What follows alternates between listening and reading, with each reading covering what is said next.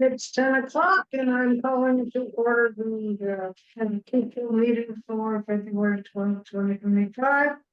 We'll start with the pledge of allegiance.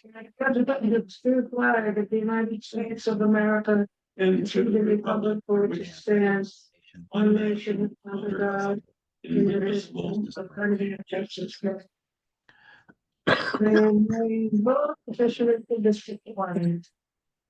John Mashansik, Commissioner for District 2, is present. Martin Vanderpass, Commissioner, District 3. Are there any changes to our agenda? Yes, I'd like to eliminate number 9, the executive session, please. Or is that? Okay. 9, Oh, I think, number 9. Yeah, number 9. Yeah, number 9, yes. I have not had a chance to talk to Tim yet, so I want to make sure that all our legal ducks are in a row before we converse. So we're eliminating number 9. Thank you. I also had a potential change. We can have a quick discussion if we want to put it on, but I know John has been concerned about health insurance spending and potentially getting more bids or quotes for our employee health insurance. Do we want to have a discussion about what that today, just whether we want to direct Chris to get some quotes for us to compare? Well, I was under the impression that this year was done and dusted. So that Yeah, there's time. we do our onboarding process starting in October, and then we go through that open process that happens annually. You just can't drop a health insurance program and pick up another one that I'm aware of. If the board wants to pursue it, go for it. But I've already been down this road for the last 4 years, and right now when I shop rates, we are getting the best rate that I can find for the coverage that we have. So if there's something out there that is better, I'm not finding it, but we're past that window. So yeah, John, sorry do you about that. have anything? Well, a couple of things Should we put it on the agenda? for Or discussion. Yes. Yes. Okay. Somewhere. Okay, where would that go? I guess that'd be new business, 11.3. Sure. What is it?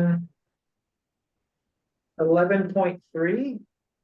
Discussion of how the court supplies health insurance to its staff. The process. Yeah,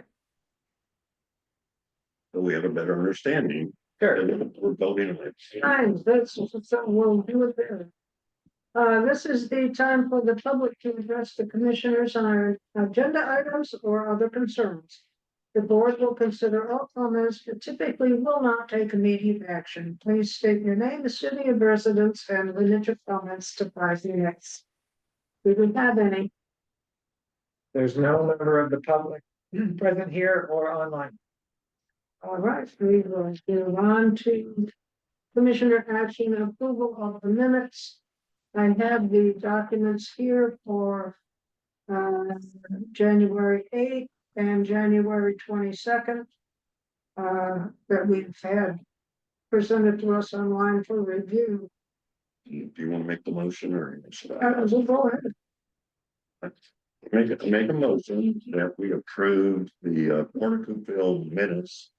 So the regular meeting on January 8th and January 22nd. I'll second that. All right, is there any discussion? I think we had plenty of chance to review them and get back. Right, So right. I think we're So good. I'll call for the vote. All in favor of approval? Unanimous approval. And we need to sign these. Let me just sign.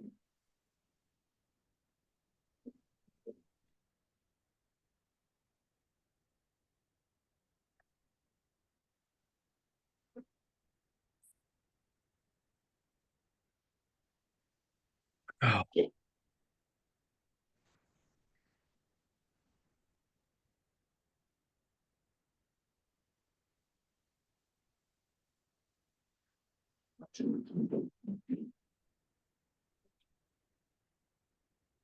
The next item is the voucher approval. Make a motion that we approve the Port of Coupeville voucher approval document dated February the 12th, 2025. Voucher numbers 25-0201 through 25-0227. Total of $440,000, $440,464.03. The electronic vouchers, EFT 0201 through EFT 0205 through $28,164.52 for a total voucher document amount of $468,000.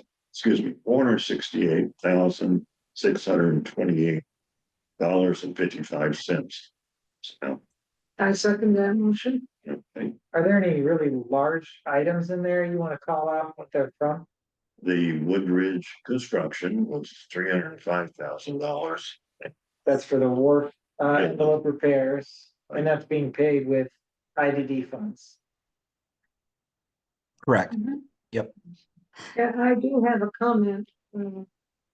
That I don't want to spend time on discussion now, but I think that huge number this month or this approval just makes me continue to be concerned about the fact that all of our financial information is put in one list instead of the IDD and the general taxation being separate, so that when we are approving things and when the public wants to know what's going on, it's very easy. The county bills people two separate taxes, one for the general tax and one for the IDD tax. But when we get our reports, everything is all together. Sure. And then on top of that, we've got the broadband grant, which is all mixed in so that we end up with almost $1 million to but once without being able to see that it isn't all for us to spend any way we want to spend. I think that's a good point, and Don's gonna do a financial review later in this meeting. Maybe we can revisit that. If there's a better way to display it. It's been going this way forever. And I think we've got a rather long meeting today. And I've felt this way since before I took office. But I think it deserves a discussion when Chris is here in person, which would make it easier for us to have Chris and Dawn and us. QuickBooks is very handy, but when everything's put in one basket, it's very, very difficult to see what's actually there. Is it a formatting issue? I think what you would like is when we approve the voucher document, you'd like to see where the money's coming from for each of the items. Yeah, And whether it's IDD grant funded or general. whether it's, there's another item that has confused me initially. I finally figured out what CR&M stands for. But right now, the construction part isn't part of the general. The construction that we're doing is all out of the IDD fund. I'm familiar with the term maintenance and operation. CR&M. So you'd like to switch the term so that you understand it? I think that I'm just sort of wanting to give a heads up. I don't want to get into it because this is the kind of thing, we had a whole workshop on finances. And I would like to revisit making things formatted in a way that is easier to understand. That's the basic thing. That's all it I is. understand. I will note that the email that sends out. A lot of doctors, Don will call out and say, this is blah, blah, blah, this is, Right, be covered. That information is not presented to us yeah, here. that's right. I think, yeah. Maybe, that you have a column that just kind of, puts, IDDs, something like that, maybe? Uh, can we just leave it for now and say that, or if somebody wants to continue the discussion, we can do that, but I'm satisfied just giving you a heads up. Fine with me. So we need- Okay, so vote. for the vote, I'm ready to vote. Yes. come on. In favor, aye, unanimous. Thank you for being patient with me. Now we have Don's financial review. As soon as we sign this. Hello, everybody. Hi, Donna. I don't you- have a financial review for you guys. I usually do the financial review upon the treasurer's department finishing their year-end audit, so that I can close out the year with all their year-end adjustments. Unfortunately, sometimes that doesn't happen right away, and I have to wait for this process for me to even be able to file the annual reports. So I would prefer to actually give a review once we have the final year-end financials, if that's Do you possible. think our next meeting, you'd be able to give that review? Well, if they don't have Probably the not. final, yeah, if they don't have the final adjustments for me, I can do a review. It's just not going to be the final financials. That's fine. When would you like to do the review? Usually that's in March. We usually get finalized in March, and she starts putting together the annual report in March, April, which is due in May. Right, Don? Yeah. Correct. Yeah. Well, So I put it on the agenda just in case she had some preliminary numbers, and I gave her that freedom to have that, in case she had something that she could share, because we had some big invoices and big stuff coming up from our IDD fund. But if it's not ready, it's not ready. It's better to be safe than sorry. Yeah, and I'd like to do an analysis for you so that you can see what all, I mean, we do have the IDD section on the financials, and we do have the IDD accounts, but you are right that because the grants are involved as well, it's not quite clear cut. We don't spend all of the Yeah. IDD on IDD projects because we have That's grants right. that also cover. So so we actually spend less than what we spend in the IDD projects, if that is making sense, hopefully. Yeah, it's not that cut and dry. And that's why we give you a synopsis before the meeting. That's why a public records request system is in place for the community. If they want to know things like this, they're more than welcome to call or to request if they want breakdowns. It seems like more the board wants this than the community. I received an email this week, the first time in my career here, with someone asking me questions about our tax levy and our IDD and what are the rules surrounding each. It was a wonderful email, and I hope this gentleman calls me because it sounded like he really cared about the tax levies and whether or not we're going to try to increase them or not. That's my first email since I became an executive director. So we can continue to break these things out for you before the meeting, but to incorporate all this into additional accounting documents, I'd like to talk to Dawn about that first because that's, that may be a little heavy. Yeah. Well, okay, what about this idea? I don't know if it's a good idea, but on the voucher approval document, those are individual transactions to be paid. And usually each transaction is going to come from one. That transaction is either going to get paid from an IDD account, a general account, or a grant account, right? Mhm. Or a general account get reimbursed by it.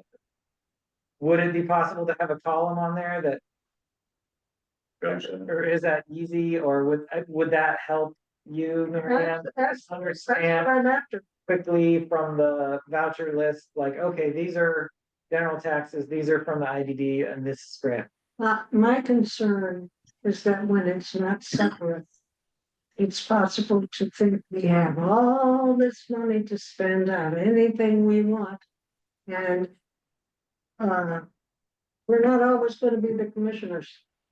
And it can be very confusing to people when they see a bottom line of how much money we had And it's hundreds and hundreds of thousands of dollars. I agree with the sentiment there. What do you think about the difficulty of implementing that, Dawn? Or, yeah, So you basically are wanting the IDD transaction separated on the voucher form? No, I think what they're talking about, Don, is you know how you put out the AP form that they signed today during the Oh, yeah. meeting?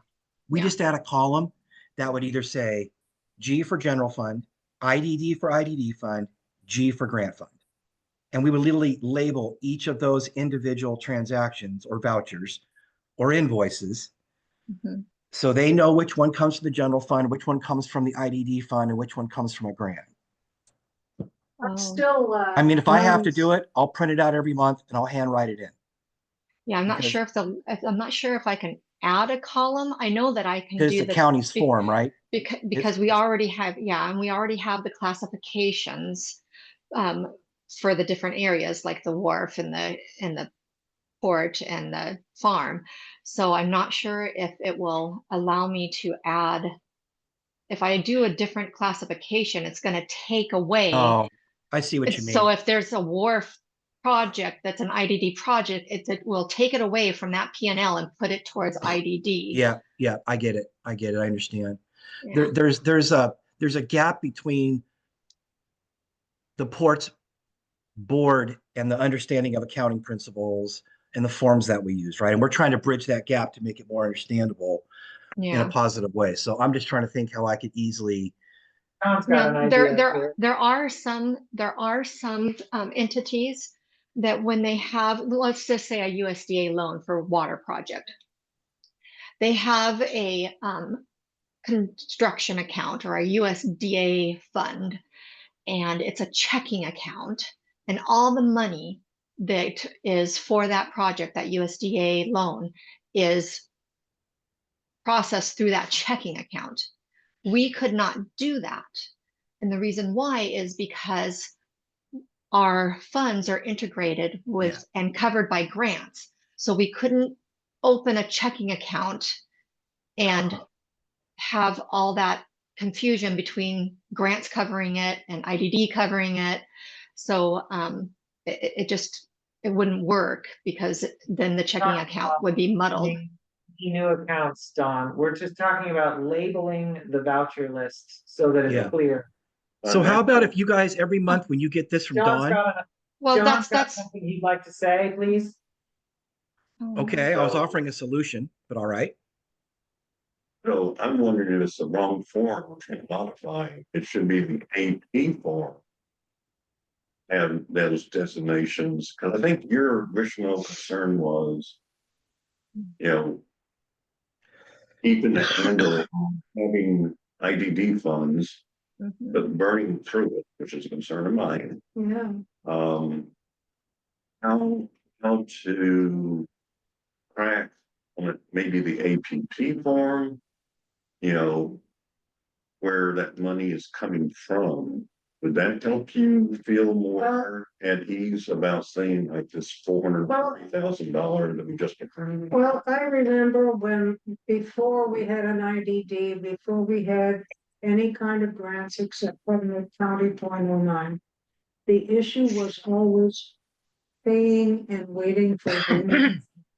So my concern is when we have big bills that we have to pay, which account is that payment coming from?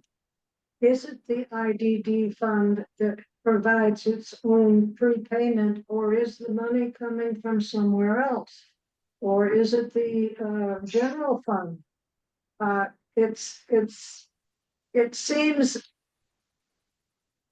not quite right to use a different fund for, and that's what I don't understand really. Just because we have the money, can we use money from one fund to prepay something we're waiting for from a reimbursement that isn't the work of the fund from which we're taking the money? That's all. Okay, so That's the my- reason why we couldn't separate it is because of all the multiple grants. And the treasurer's office recommended that we just transfer funds when needed. because of all the different grants that were involved with the projects as well. Now, you didn't want me to put the differentiation on the voucher sheet, and you were recommending that I put it on the AP sheet. Now, I may not be able to create a separate column in QuickBooks, but since we turned those reports into Adobe format, I can physically go in there and write the initials G or IDD. If that makes, I can add texts to the line items. Would that be helpful? I think we did want it to be on the voucher document. Okay. Or, well, I don't know. I think I think. I think it would be better. I think it would be better. I'm sorry if it was on the AP report, because the voucher report Yeah, gets submitted to the county. that's right. It's signed and submitted to the county for check writing. And let's just say we have a Home Depot bill, and part of that Home Depot bill is Right. grant, and part of it is IDD, and part Mhm. of it is just regular operating. I can't Right. make 3 separate entries for the county, if that makes sense. Yes, exactly. Oh, that makes sense. Yeah. I had no That's what I idea. meant by the gap. Circle around. Okay. Is your concern, that we're burning up a certain amount of money too quickly, or just wanting to know what the balance, after, what was it specific, like that 440,000, was that kind of a call to attention for you? Yes, because the majority of that was for an IDD project. Like, And but the money came from, fill in the blank, where did it come from? I assume from the IDD fund at the county. But the way things are described, they're much more complicated, and I had no idea that one Home Depot bill Yeah, I think had what parts. I had no idea. it doesn't Well, have, but might have items on it that are paid for from different From accounts. different It accounts. all comes out of our account, and then we reimburse it, and it gets tagged in QuickBooks, so it's all clear. That information is very helpful because I hadn't considered that possibility. But exactly. But the Woodbridge bill for 300,000 or whatever it was did come just out of IDD funds, but some of the other ones might be split up, and so that. Right. And Now, also the voucher goes to the county, so we don't want to mess up that form. So That's what I do, you guys, what I did with this particular voucher run is there was 2 large bills, one I think for 92 and one for 397, right? yeah, Those 2 bills I combined, the total was 397,000 and so on. So what I did is I transferred $400,000 from the IDD investment to IDD General. And then I had to request another transfer from IDD General to the operating fund so that we could write the checks. Unfortunately, you don't see those transfers until February's reports because they're done this month. Right. well, that information is extremely helpful because it's not things that I understood. One thing I've always understood for years, because I'm a water commissioner, is that working with the county treasurer complicates things compared to running a private business. There's a big difference in how things work because the county writes the checks and pays the bills, and we have to do things the way they want. It definitely Well, adds more red tape. Yeah, right. Thank you so much for the little bits of things that are obvious to you, but No, I don't mind. I don't mind explaining at all. For instance, like on the AP report this time, under the Home Depot, you will see the different allocations, and I think a certain amount of it is allocated towards IDD Thank you. allocations. Okay, can we move on now to number 8? These are Please. executive director report. Sure. Number 81 through 86. Yes. So first of all, the broadband project. Again, it's kind of a good news, challenging news scenario.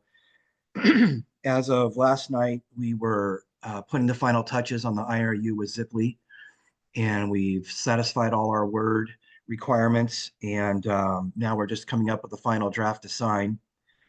And then this morning, I found out that going on in the public hearing today in Olympia at 8 a.m. was Senate Bill 5671, which was quickly introduced last week.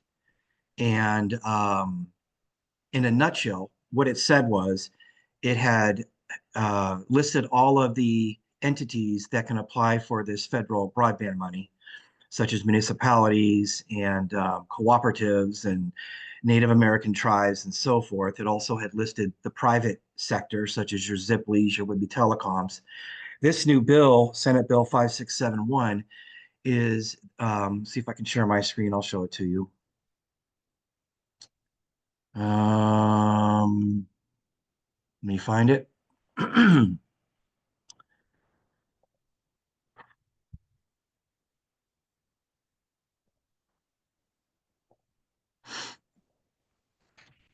There it is. Hold on a second here. So this new bill that is being introduced and went in for the public hearing this morning, as you can see here, it gives you all the eligibility of those which we have fallen under, as well as Ziply, which was a limited liability corporation organized for the purpose of expanding broadband, and incorporated businesses and partnerships, right? That's why we're able to do our public-private relationship. This new bill is looking to eliminate that, which means that eliminates Ziply and would-be telecom and every other ISP provider from expanding its broadband footprint in this current program with these broadband funds. In other words, it kills our deal if this gets passed. Yeah. Is this, I mean, we've already been awarded and been spending and reimbursed for, at least partially, for 2 grants for this broadband project several years ago. And my understanding was that the Ziply deal would be funded, or we would be receiving funds and transferring it to them from those existing grant contracts. Does this new proposal in the state house apply retroactively to those grant programs that are already approved, or is this for a future? I don't know. That's a great question, Martin. It was the first question I fired back at Jessica from Ziply this morning, was if this actually does pass, this amendment, how does this affect us? And her response back to me, let me see here. I don't think you can see, you can't see my email, right? You continue to see the bill. Yeah, just Okay. So here's what Jessica said to me. We have a bit of development by Senator Hansen that could put the pending agreement between the Port of Coupeville and Ziply Fiber at risk. Senate Bill 5671 will remove private companies as eligible entities for broadband service expansion grant and loan programs. If this bill passes, it is unclear if Ziply Fiber could remain a party to the current project planned to serve Central Whidbey Island. Oh. So that is not a good thing. So I'll keep you posted as we know more. Like I said, at 8 a.m. It was scheduled. I don't know if it actually went into the public hearing phase. This bill was just introduced last week. It was even off my radar. It did show up on one of the WIPA's legislation reviews this morning. So, I don't know if it's going to kill our deal or not, but we'll find out. Do you know if anybody representing ports is communicating with anybody in the legislature about the potential impacts that this bill might cause? I have no idea, because I just found out about this morning, literally this morning. I know that we reached out to Commissioner St. Clair and told her about it. I'm sure she knew about it. If she did, she didn't say anything, but I'm hoping that she could put in her public testimony for that. Again, I don't even know if it went in front for a public hearing. Sometimes these things come up when they're this quick and they never get in front of a public hearing and it gets delayed. So I'm going to definitely be, researching and finding out what's going on after this meeting ends. I wonder about the WPPA, since so many ports have broadband agreements with private entities. I wonder if the Washington Public Ports Association has any visibility on this. Yeah, that's who I'll be actually contacting first. I'm gonna try to get a Yeah. hold of Janet St. Clair first and see, because she's so connected, and I'll be Chris, calling. just Herman is the WPPA political guy inside of WPPA.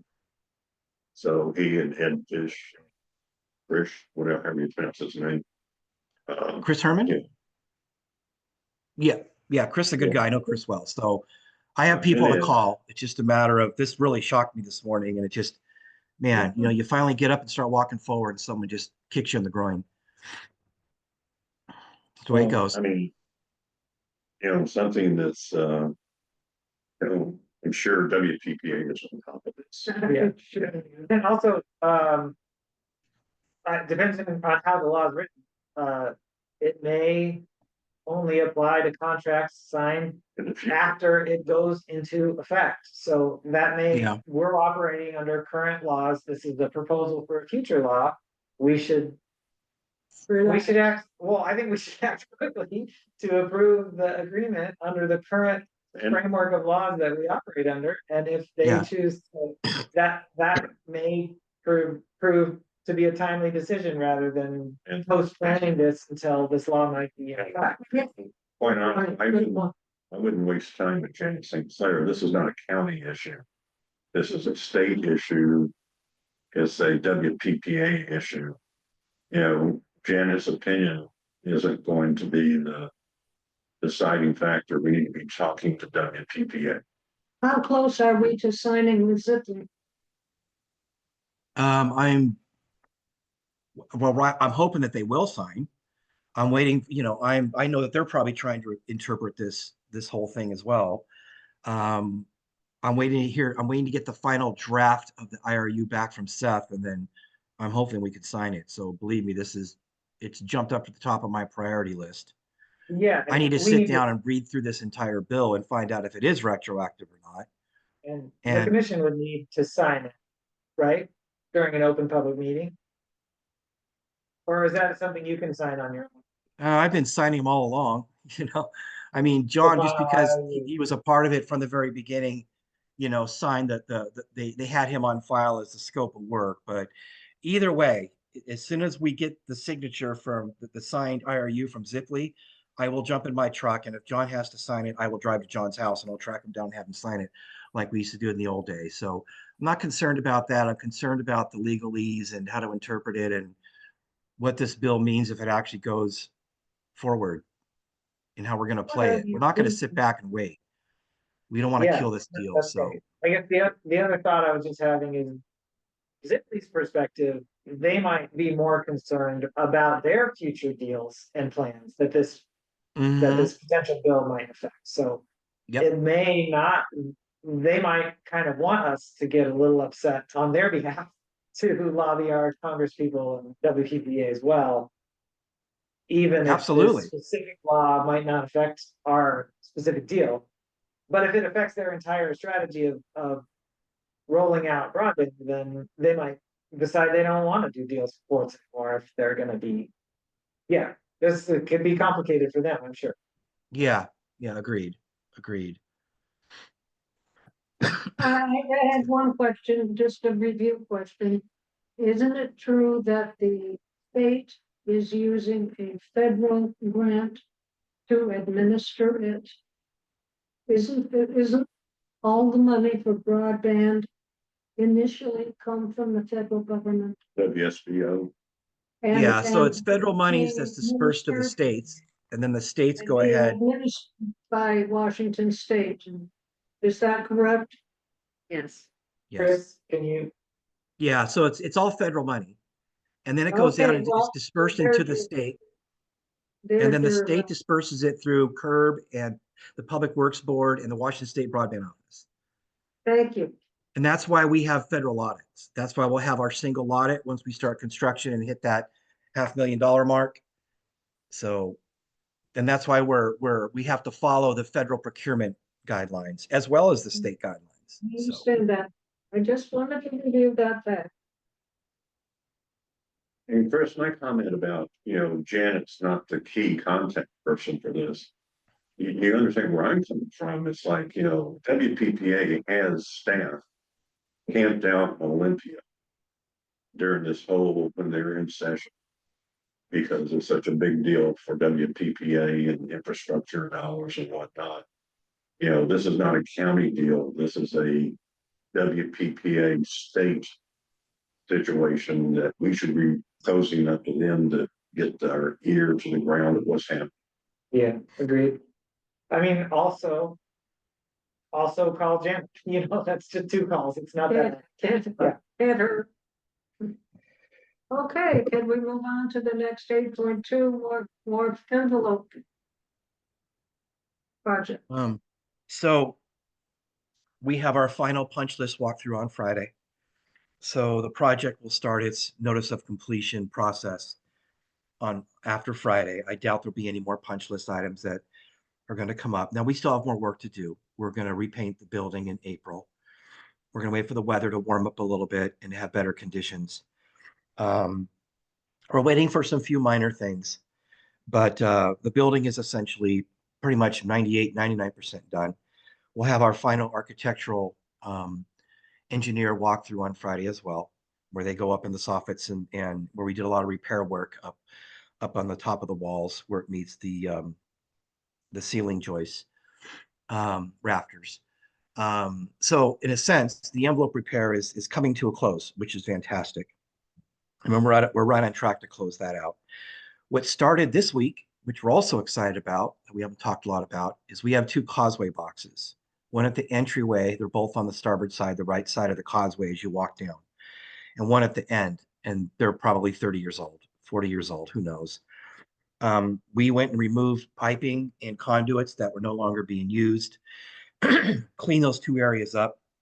They're areas of risk due to freezing and where valves are.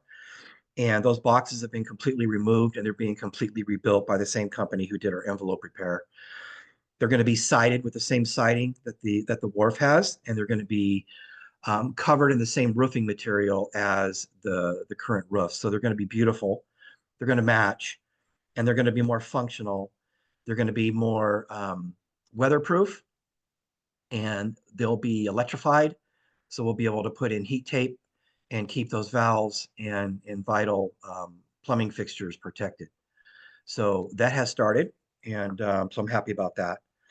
Any questions on the wharf, the building repair?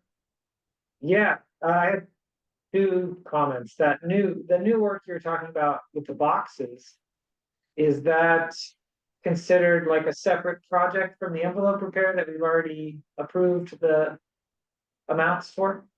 Actually, Mary did some research with the MRSC, and we were allowed to tack it on. So to answer your question, it is going to be a part of the envelope repair project.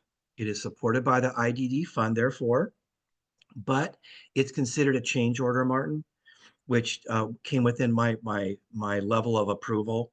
And so there will be a change order that we'll be paying for that, as well as some others that you'll see come through that were pretty much included in the Woodbridge invoice today. There were a lot of things that got exposed throughout this process that were just not called out by the architect, especially when it came to certain doors. And so the project will go as we expected, above budget, but we expected it. I'm very happy with how this project has gone. There were a lot of cleanup items. They jumped on them. And I think once this thing gets painted and truly finalized in April, it's going to be a building to last for a long time unless the seawater comes up and takes it. It's pretty strong. So I have one more regarding finalized versus fully finalized and the punch lists, and that we're delaying the waiting to paint until it's warm, which is smart. But when you're doing these walkthroughs and these punch lists, is it how does that work if there's still work that needs to be done? Will we do another final punch list for the painting after the painting's done before we remit the final payments, or what? yeah, that's a good question. So when we do these walkthroughs, we walk through with Woodbridge Construction. We walk through with Swenson Say our engineer, and we walk through with our architect, RMC. And so there is a level of completeness that we reach when we do a walkthrough. So in other words, if there's a hole in the siding, we'll call that out, but that's not considered something to hold up the project. So it's really about the engineering, the structural, and anything that is moderate to major that needs to be done. So in other words, some of the doors don't close completely, so we have to get some kind of weather stripping to put down the center of the door. Okay, that's not going to hold the project up. We can move forward with a knock or what's called a notice of completion. So we kind of held things up last time because we had a long list of what we felt were minor things. We held this up. Then it came to mind that the engineer did not come out and check the extra construction work they did up in the rafters. So they're going to go through, make sure that structurally and architecturally this project is finished. We'll walk the entire project and make sure there is nothing that is above a minor repair, something that we could actually do in-house. And if there's not, which we don't anticipate there's going to be, then we will start moving forward with the notice of completion. Now, the painting will not hold it up. We will still finish out the invoice. That amount will be charged separately in the future. We will release any retainage once they've met all their requirements on their end, their 5% retainage. So you can expect that to come through at some point as well, which we do on all major projects. So I don't see anything right now, Martin, that's going to hold the project up from completion. Yeah, I'm not concerned with holding the project up. I guess I'm concerned with the timing of when they get their knock and their final payment versus when all of the work is completed. You mentioned there are some things that we could just do ourselves. It's like, well, yeah, of course, but we had a bid for them to do the work and we're going to pay them to do the work. So if the work isn't completely done and we pay them and then we do it ourselves, that doesn't seem like a good situation to me. No, we're not approaching the problem that way. So like the painting is, we're not paying them for the painting. We'll pay them for the painting after it's done. But because that was extra, we requested that. That was over and above. They put the coating on, they put the paint on. We as a port chose the wrong paint. We chose the wrong finish. Okay. So that's a change order, but that's not going to hold up the knock because we requested that. I'm the one, they wanted to do it this month. And I said, no, I'm the one who put the brakes on it. I said, you're not going to paint the wharf building this month. You're going to wait till April. And everyone jumped in and agreed. So nothing's going to hold it up. We're not paying for anything in advance, if that's what you're getting at. Yeah. Because I do appreciate that, because we kind of did that with the bulkhead project. We paid and we gave them the insurance payment they gave us, and they're not done with it yet. So we're not going to make that mistake here. And once you fill out the knock, it still needs to be sent to 3 different agencies. It takes months for those agencies to send back the documents for us to actually give them. Yeah. So we still have time. Do you guys see on the voucher report the Olympic roofing? Stop it. Well, we haven't paid it yet, So we so still refuse to pay it. we can just slow it down a little bit for the next one. Okay. But they will be fine. It's their reputation. So Yeah. And if you looked at your AP voucher, you saw Olympic roofing on there. How many years ago did we get the roof done? They finally got all their stuff together on their end to release the 5% retention. A year later. we're still waiting for the tiles and caps to finish theirs. So if they don't completely, they don't completely meet our standards for being happy that the project is completed, then we'll just hold that 5% until they do. Well, we won't allow the knock process to begin until we're satisfied, Martin. So just please know that in advance. Hey, if there's a couple holes that need to be patched, we're not going to hold up the knock and these guys getting paid. But if there's a major issue, we will not allow that to go forward. It will be on what's called the final punch list. So. Okay. Let's move on to the bulkhead. Yeah, good questions. So the bulkhead is becoming a challenge. Last week, I received an alarm when I was in Minnesota,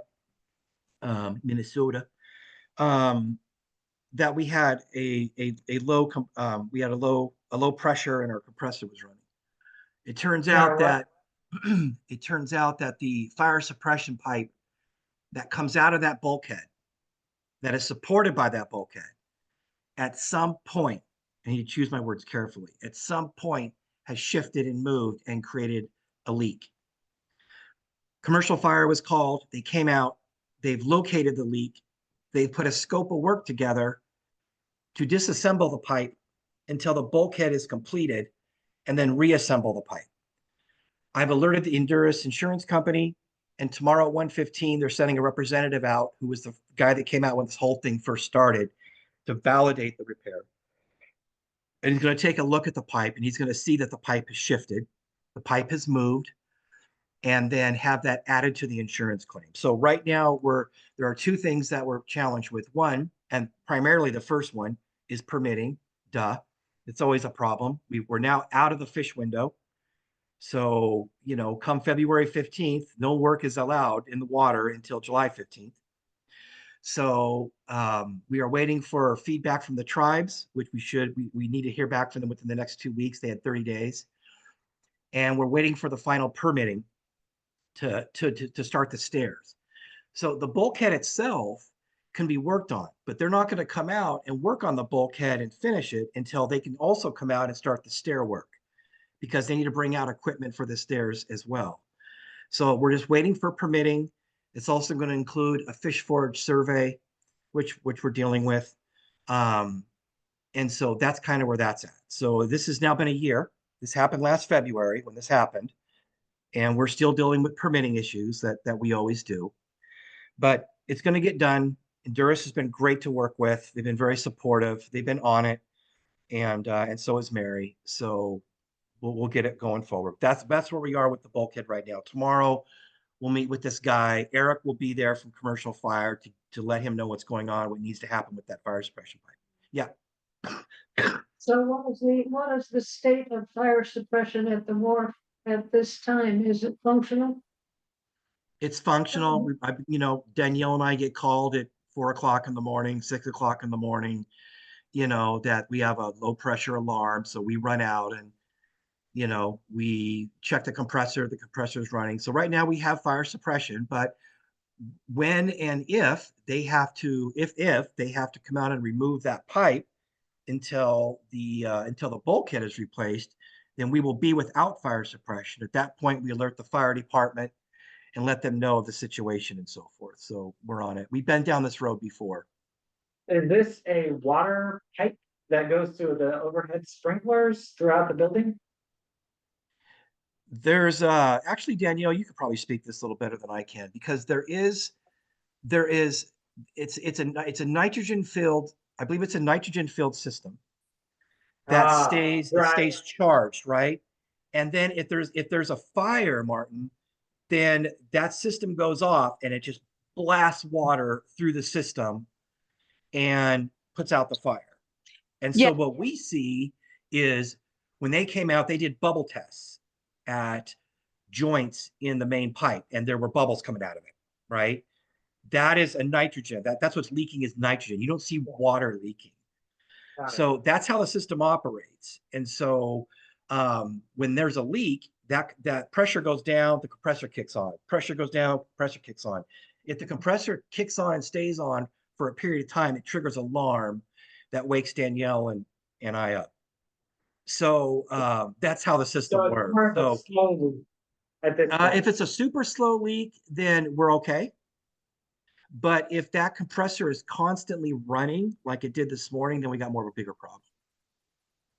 Because it can't hold the pressure enough to keep the system charged in case there was a fire. Chris, can I just add something real quick? Please do. Yes, that was accurate. Basically all the nitrogen is what's holding back the water. And so if you get too much of a leak, it can't keep up, and then you get water filling the system. So that's the idea, right? When one of the nozzles or whatever goes off in the restaurant, say, that should trigger the water to come out because you have too much of a leak there. And what we've been getting is a runtime error, just meaning that the compressor's been running longer than its parameter amount of time, which is like 3 or 4 hours. So anytime it runs more than 4 hours at a time, Chris and I get called. So far, it's been able to keep up. We haven't had any issues with leaking or anything. So far, it's been able to keep up. But we want to keep it that way, obviously. That's all. Yeah, thank you, Danielle. Yeah. And the wharf dock repair. Is there any more questions on the bulkheads? Those are all great questions. Thank you. Okay. The dock repair is moving along. We've already been in contact with the Department of Natural Resources. They got their JARPA, they got all their applications. Fish and Wildlife, they're on it. Once again, coming down to NIMS, National Marine Fishery Services, just the absolute, you know, bruise, bruise in this process is just dealing with them, trying to get responses from them. The Corps has been fantastic. They have been, they have restaffed, they have been responsive, they've been on it, and it's just been a pleasure to work with them over the last year. So we fired off the JARPA, they fired back an entire page of this is what you're missing. Doug fired it right back, you know, as Doug always does, we're on track. So everything is on track there. Just so you know, I've asked Doug to start the research on making this a two-phase project because we know NIMS is going to drag their feet like they did on the pile and caps for years on replacing the wood with the steel piles. And so we are looking at possibly having the dock manufactured, built, floated out, and installed with the current pile schematic and see if they can do that as phase one. And then whenever the piles and caps gets approved, phase two, have them come out and pile drive and replace.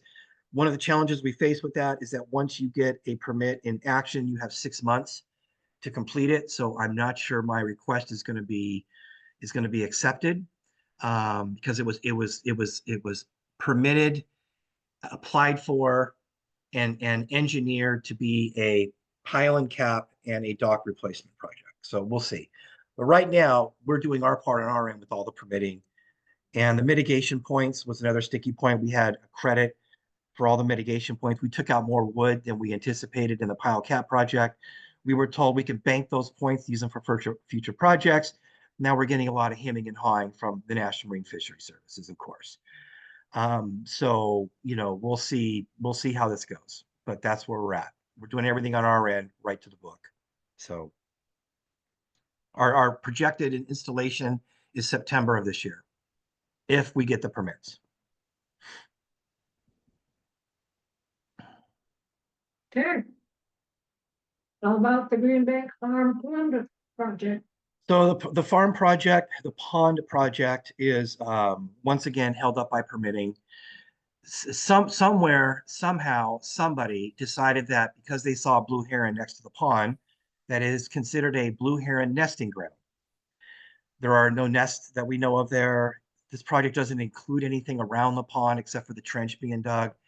It doesn't make sense, but because they have a shadow on their computer screen at the county, this has triggered our need for a biologist to come out and to study the area. So Mary tracked down finally someone after calling Whidbey Island Conservation District, trying to, you know, calling Camino Land Trust, the county, finally got someone that was supposed to come out last week to look and validate this nest.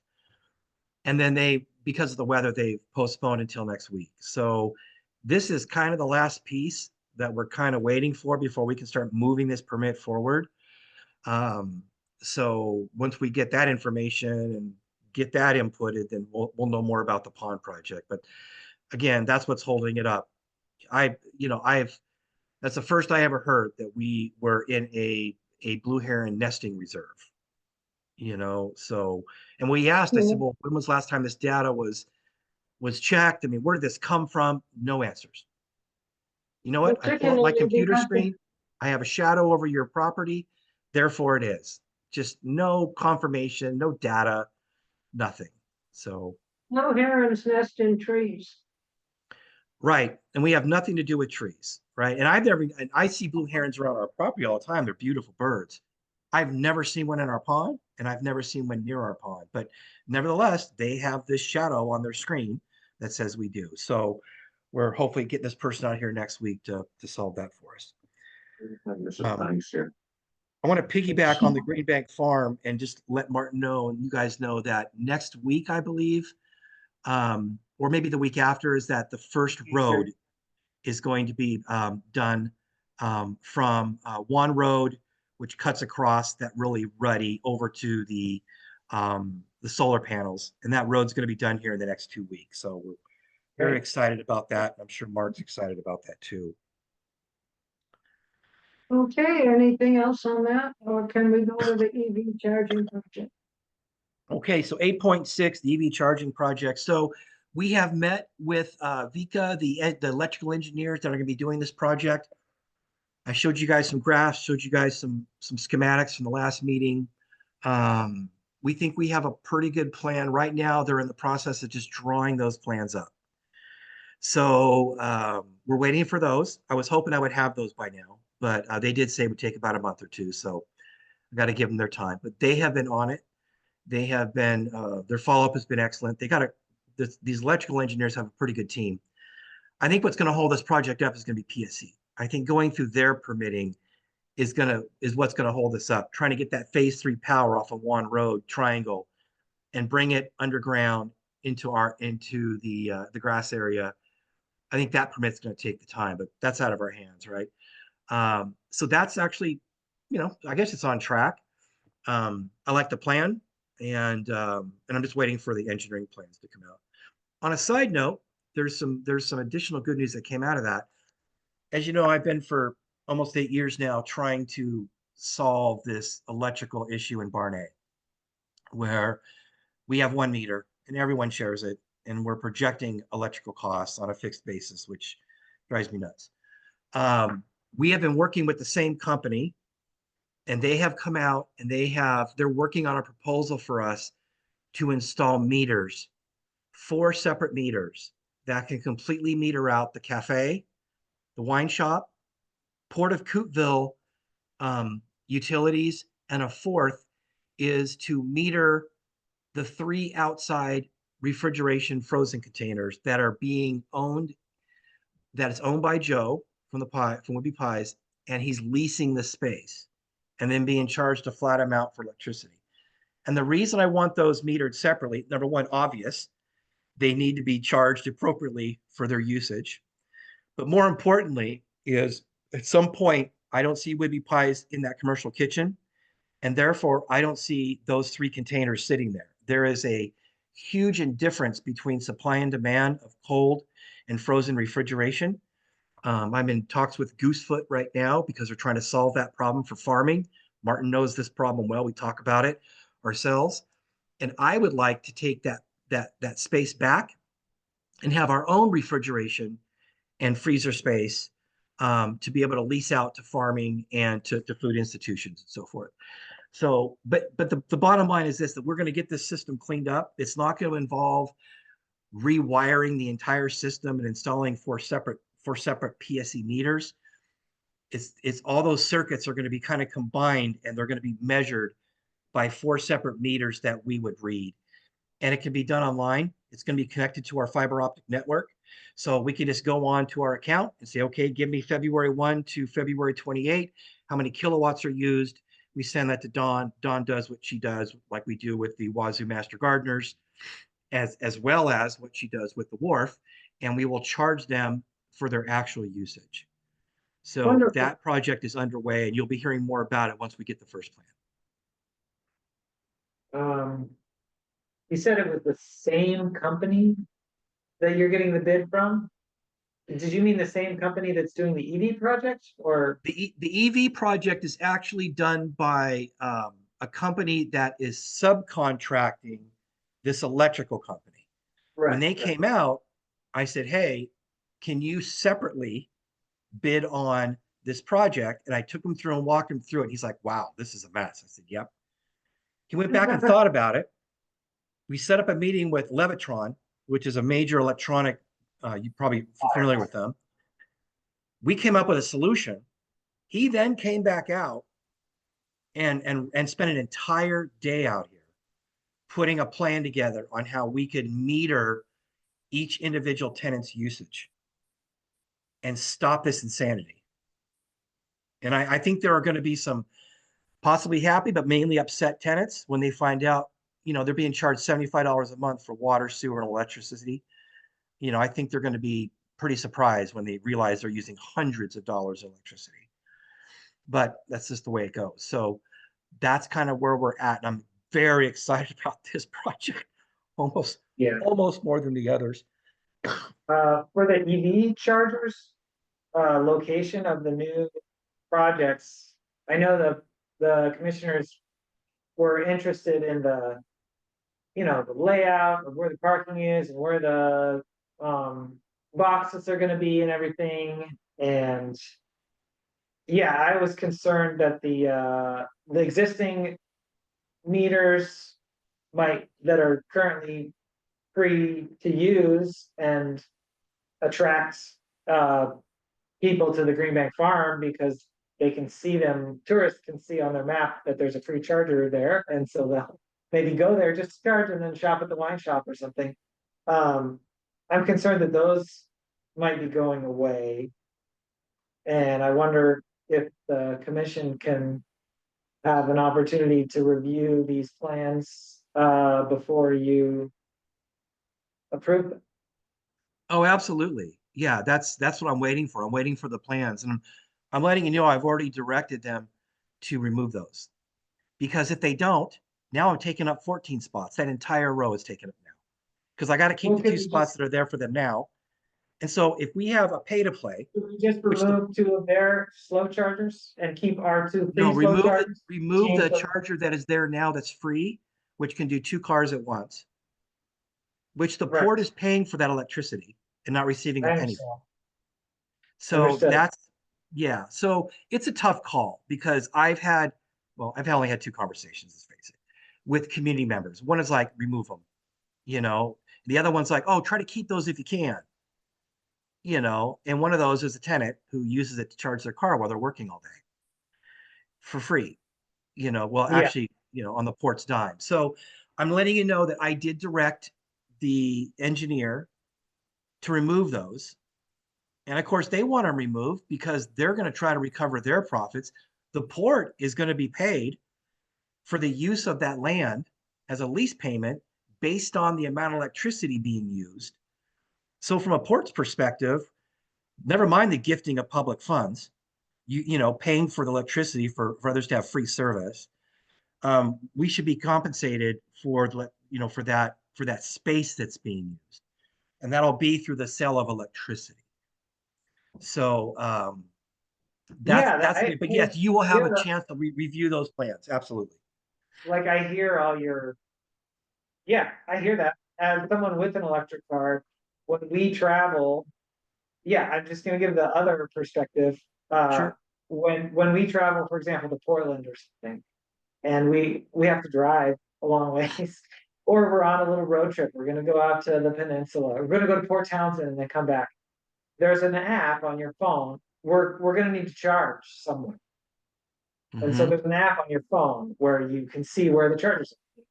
And you can click like, just show me the free ones. And most of the things go away. And then it's like, oh, there's actually 5 free ones around Port Townsend. Maybe we'll go there. And then we go there. And then it's like, oh, there's a restaurant here. We'll go eat at the restaurant.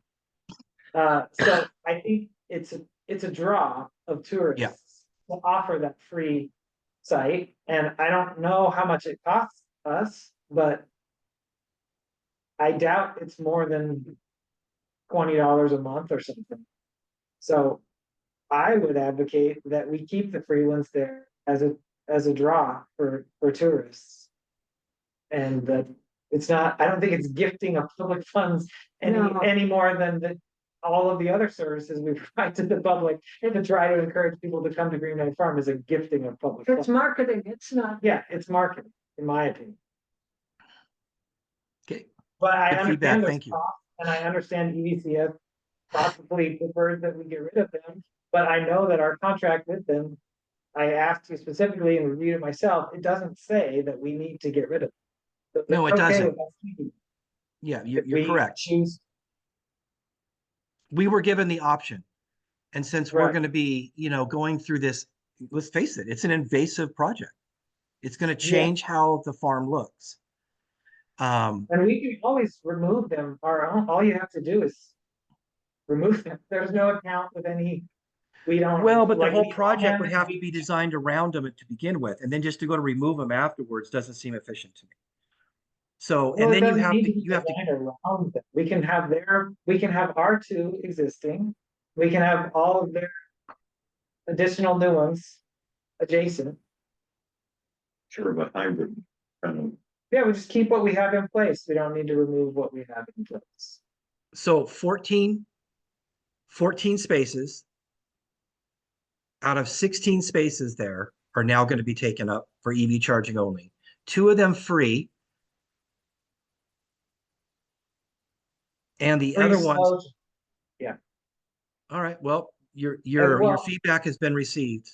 Okay. Thank So you. another option is the 6 slow chargers that they want to install, that they propose to install. In addition to our 2 existing slow chargers, maybe kind of excessive slow chargers for this site.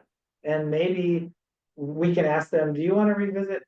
Do we really need 6 slow chargers in addition to the 2 that we already have? Maybe they only install 2. I think that would be plenty. Usually people want the fast chargers. No, this was actually a condition of the grant.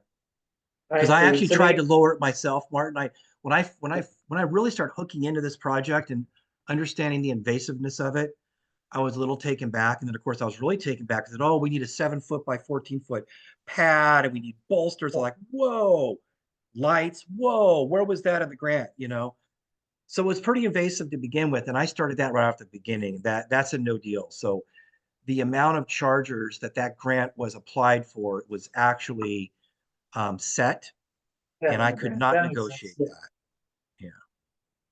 Yeah, I mean, I've been to lots of fast charging sites around with our electric car, and I mean, invasive is one way to describe it, but it's just an electrical box, and then the electrical boxes for the chargers. It looks like electrical infrastructure.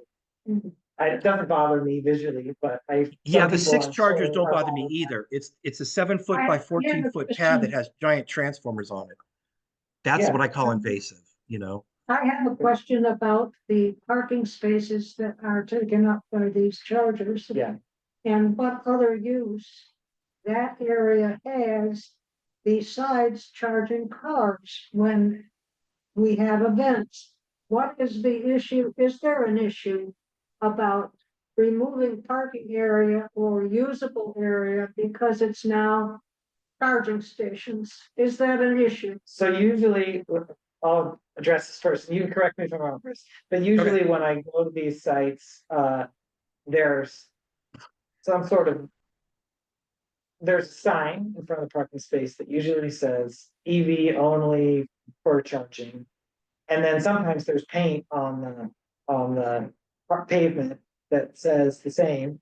And I think it's up to the, owner of the site to enforce those. And they're usually not enforced. Often there's other Honor system. parts there. It's kind of honor system. But the current use of these parking spaces, they do get used frequently for, because it's the closest spaces to the garden, the master gardeners. And when I come in, they're often almost full just for volunteers at the garden. So I do think this is going to be disruptive to those volunteers. They'll have to walk from farther away unless they buy electric vehicles. What happens with events? When there is all kind of booths and all kinds of other things put up around that paved area is used for. I think the paved area that we're discussing is already full-time parking spaces. So it would still remain car parking spaces. They would just have signs that say electric vehicle only. Thank you. But there is some invasive space for electrical infrastructure next to the paved parking spaces that's going to go in the grass, a 10-foot by 10-foot or whatever concrete pad that's going to have transformers on it. The decisions that get made right now are not carved in stone, so to speak.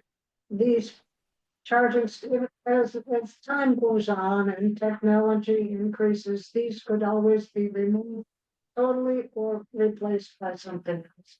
This is not a forever decision. Yeah, but we do have a contract with this company that says we're gonna let them do this. I don't think we could just, a year from now, tell them, you spent $150,000 on this electrical infrastructure. We decide we want you to leave. I think there's some term, 10, 20 years, that they have the right to keep this Right, equipment. but there is a term. Yeah, Medium so this runner? is this is more of a $600,000 project. Let's just be clear. This isn't Yeah. a small project. It's Or also, I that- think it's $570,000 to do this. And Yeah, that's if it goes to the plan, right? Which we know isn't going to happen. Number two, it's a 10-year term with a 10-year auto renew. So unless Okay. we are highly unhappy or something happens, we're looking at 10 years, most likely a 20-year recovery period for them. Yeah. Mhm. So you guys will have a chance to review the design. Keep in mind that if the board decides to keep the two free, okay, they have to design this now. They're gonna have to redesign it because I asked them to design it without the free things there. So they would yeah, have to and redesign it. you said that last time, I'm just now Yeah. Oh, that's processing okay. I that. believe me, this has been a topic of conversation, not only with you, Martin, but with them, with, tenants, with Linda, with Tim. I mean, I really appreciate all of that. If I had an electric car, I'd love to have free fuel. Yeah, I'm with you, hence, but it's I part want of to the do what's incentive best for the to port. incentivize people to buy electric cars. That's kind of the concept of it, yeah. Yeah. So that's what's going on with the EV. That it's an exciting project. It really is. But right now we're just waiting for the engineering and design to get done. And of course, the first thing I'm going to do is not only get those designs to you, but I'll book the engineer and the representatives from the company to attend our open public meeting to walk through and answer all your questions. So, I do think before we move on, I think if we do decide that we wanted to keep our existing chargers in place, it would be less disruptive for the company, which is already drafting their designs, if we decide that now versus in 2 weeks or 4 weeks or 6 weeks. So I, I'm advocating that we keep the chargers, but if there's not support from other board members, then I'm gonna drop it.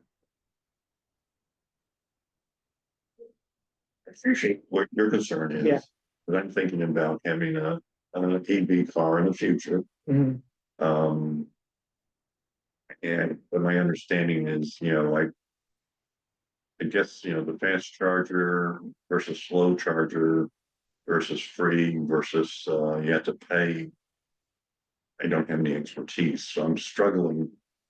It's With- not that much money. If I was gonna, I mean, even to pay, but if I was gonna plug into a slow charger for an hour, it would probably cost me $4. So it's not like I'm trying to, I don't know. I'm just for perspective, the fast charger might cost $40 because it's a lot more. So, go ahead. I guess I'm responding more to what you were saying with, the apps that say free charging versus, paid and all like that. I'd attract more off-island visitors, our own island visitors, to come to the farm and then spend money with the tea shop or the pie shop, whatever. I think that's tweaks me a little bit more about, that we don't lose that person by not having the free charging. So is it, if we keep the slow chargers, They're free and they're free. okay. If we keep the free ones, are we keeping them forever, or could the decision change in the future? Right, in a year or two? Those are ours, and they're not part of the project with EVCS, Right. except that the current design draft that we saw last week that Chris has been working with them on uses the space that they are currently in for some of the new chargers, so they're going to remove, but we could keep them there and shift the project over to parking spaces, and then their project could be over there. So we could wait and see if what you propose actually happens somehow. I think we should be proactive and run it up the flagpole early rather than late to say, Yeah. here's our concern. Yeah, and they could, That we want to, have these people come in for on the app, see free charging. And not lose that percentage of the yeah, EV market Mhm. and just say, give us, ask them to give us directly input about what's the downside of that for them and for us. Mhm. That sounds fine. Are you okay with that? Just Chris? communication, more direct communication. Yes. That we just tell them that the commissioners overruled your good judgment and wants to consider keeping the free chargers, and how would that impact their project? Yeah, we want to hear how keeping the free chargers, makes the deal not viable for them or, Well, they already approved the deal knowing we had those free chargers that didn't require us to remove them. But It's all about the design. I'm sure they're gonna want us to remove them because they're trying to sell something right next to something we're giving away for free, so. I had a question about the recovery. It was 10 years and 20 years recovery. Is that recovering their investment? Well, the What was contract is for 10 years with a 10-year auto renewal. So in a Yeah. sense, if everything goes fine, it's a 20-year. They're on a minimum 10, so they can try to recover, the costs associated that they're inputting, Yeah. to recover on this. they're getting grant to do, aren't they? Yeah, they're getting grant money to pay for some of it, but they have Yeah. probably other expenses. They have a match. They have to match a certain percentage. So Yeah. it's going to take them at least 10 years to recover that. And from the pool's perspective, this is a little different than some of our other projects with grants, in that if I understand correctly, the grant funding is just going directly to them. We're not even an intermediate, right? No, the port is not going to be, the port will not be managing this. The port will not be paying a penny to implement it. We'll have a little bit of our time, which I'm going to see if we can get reimbursed on. But no, this is just, we're just a property owner allowing them to do this.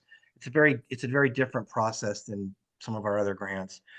But I would ask the board to think about this a little further before you make a rash decision. You have me call an engineer and have him change up the plans. This is revenue for the port. John, you have always been an advocate of revenue for the port. And here we have a chance to do something that actually has revenue coming in on a long-term lease. And we want to have something free right next to it that is probably 15 years old. No one knows who owns those. We own the posts, I guess. No one knows who supports them. No one knows who could fix them. They could go out tomorrow. And now we have 2 spaces that we've given up to EV parking in a spot that has 16. Well, we So- could just use it for regular parking. Whenever we get rid of if they break, we can just. Well, the whole idea was to shift all the EV parking as close to that utility pad as possible, therefore opening up the 4 spaces at the end of one road. That was the idea anyways, you saw from that original plan. So if the board is directing me to contact the engineers and say, design it and keep those 2 free charging stations in place, then that's what I'll do. And I know, I think what I'm saying is, don't change your plans, talk to us. So we understand your needs versus our community needs. That, And I don't know exactly how Chris could get this, but if we could maybe they would be able to provide us with a rough estimate of the cost, the amount of money revenue that we're talking about from 2 free chargers. Because Yeah, I don't think we I've have them asked on that social question. media now, so Yeah. we don't really know exactly how much we're paying for them, for the electricity. Okay, I have a, No, we don't know anything about the current 2. You're right. I just know they use electricity. We're paying for it. I have no idea. I don't But even I know who have- would service those. I have an opinion based on the fact that Chris just mentioned the age of the free chargers and the potential problem of repair because of their age. And therefore, I will be the opposite of Martin, and I will say they're old, it's time to move ahead with the fast chargers. And I am unaware of any tremendous support from users of the free chargers. Have they really been there so long? So how have they been used? Well, Holly. Oh, yeah, they're getting used. Used every day, yeah. They get used every day by the tenants. Holly pretty much plugs into it. I don't. But yeah. They get Tammy for, used, like, Mary Ann, no weeks, doubt. I don't know how many people that is, and I don't know. Yeah. Well, what they they used every day. I don't know that they know this. How would they know? I like John's idea of just learning more, but of course that, now we're playing the delay game. Everybody plays that game. A third option that I don't remember the details of, but I thought in their contract, there was something that referred to a property owner can opt in to provide some free charging. But then we don't, if we pay for the electricity for the free chargers or something. I wonder if we can ask them, like, what if we remove those two free ones and they install their project as designed, and we say, we want to provide a benefit to the public of two for free to attract people of their new chargers. And we want to see how much that costs. And if it costs us $30 a month, maybe it's fine. We support that as a incentive to get people to come here. But if it costs us $600 a month, maybe we don't want to do So it. it shows up on the app as free chargers. Yeah, Okay, which you like, and that draws people to the farm. What was it, $30? And who was paying that? and that would be the electricity costs that we would need to pay The port would. potentially. Nobody knows the actual cost of the provider. We're paying it now, but we don't know how much it is. 'Cause Oh, it's not geez. either. So So, we're supplying the electricity to the two free ones now. yeah, So is that cost just lumped in with all the electric? Yep.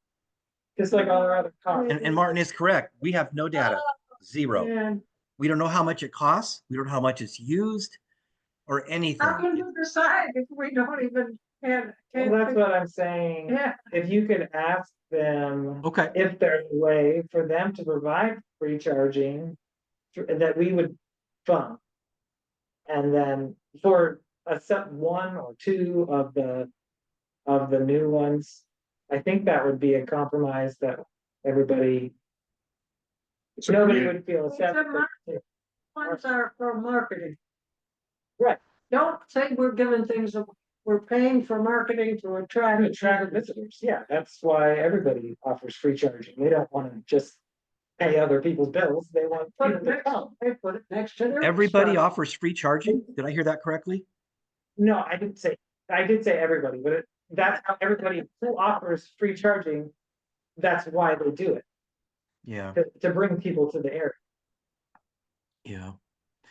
Well, it's a great location for EV charging. It's right in the center of the island. It'll be one of the biggest charging banks on the island. No doubt, a great project. I will call the engineer and ask him what the options are for free charging. Just know that I'm not against you, Martin, on this because I appreciate your position on it. My mindset has been, how do we make more revenue and money for the port? I understand. And to me, And there's still enough- to pay electricity charges every month, which could negate our revenue coming in because people are lining up for the free and not paying. In Yeah, I my understand. mind, 'cause my goals, right? It doesn't make sense to me, but Yeah. I'll explore those The ca- options and I'll, The I'll caveat in my head is I think it's not very much money. And that's why I'm not concerned about it. If I thought it was hundreds of dollars a month, I would totally agree. But just like you, I don't really know. So Yeah. it's hard to make a decision without some data. I think we know what we need to find out. Yeah, I think we can keep the plans as currently are. And Chris can ask them what the options are if we want to provide free charging. And they're probably not gonna give us an exact number because they won't know, but maybe they Yeah. can give us some sort of a range or scenario, or like, well, if it gets used 5 times a day, probably gonna be this much or something. Yeah, and Tim and Linda put out a synopsis in the very first grant we went after with Curb, where we got that one for like 165,000 and we had to put in 30,000. They did an estimation on that, but it was just an educated guess. and you know, I wish I could find out. Well, we just have no data on the current ones. Okay, I will reach out to the engineer. I'll reach out to him today and I'll report back to you guys via email on what they say. I mean, that's all we're gonna get is an educated guess. We don't know how much people are gonna use it. No, we Just don't. an same as the revenue from the fact, we don't, we're Yeah. just projecting and guessing. Yeah. Okay. We will now skip number 9 and go on to the old business. I see that the name of the discussion concerning the authority policy.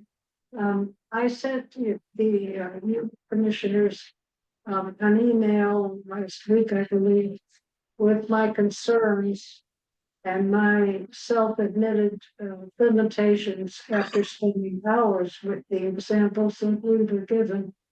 I am absolutely not competent to do any kind of cut and paste because I do not necessarily understand the entries in those examples.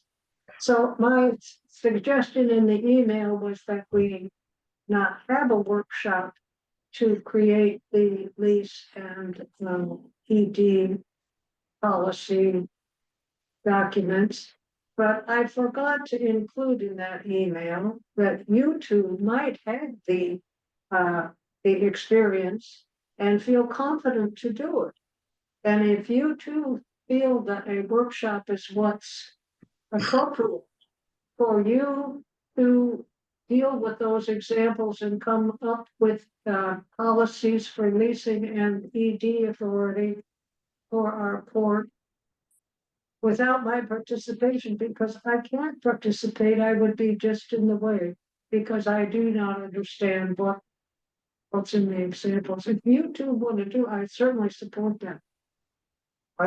Well, in general, I think my duty as a commissioner is to understand anything I'm gonna sign.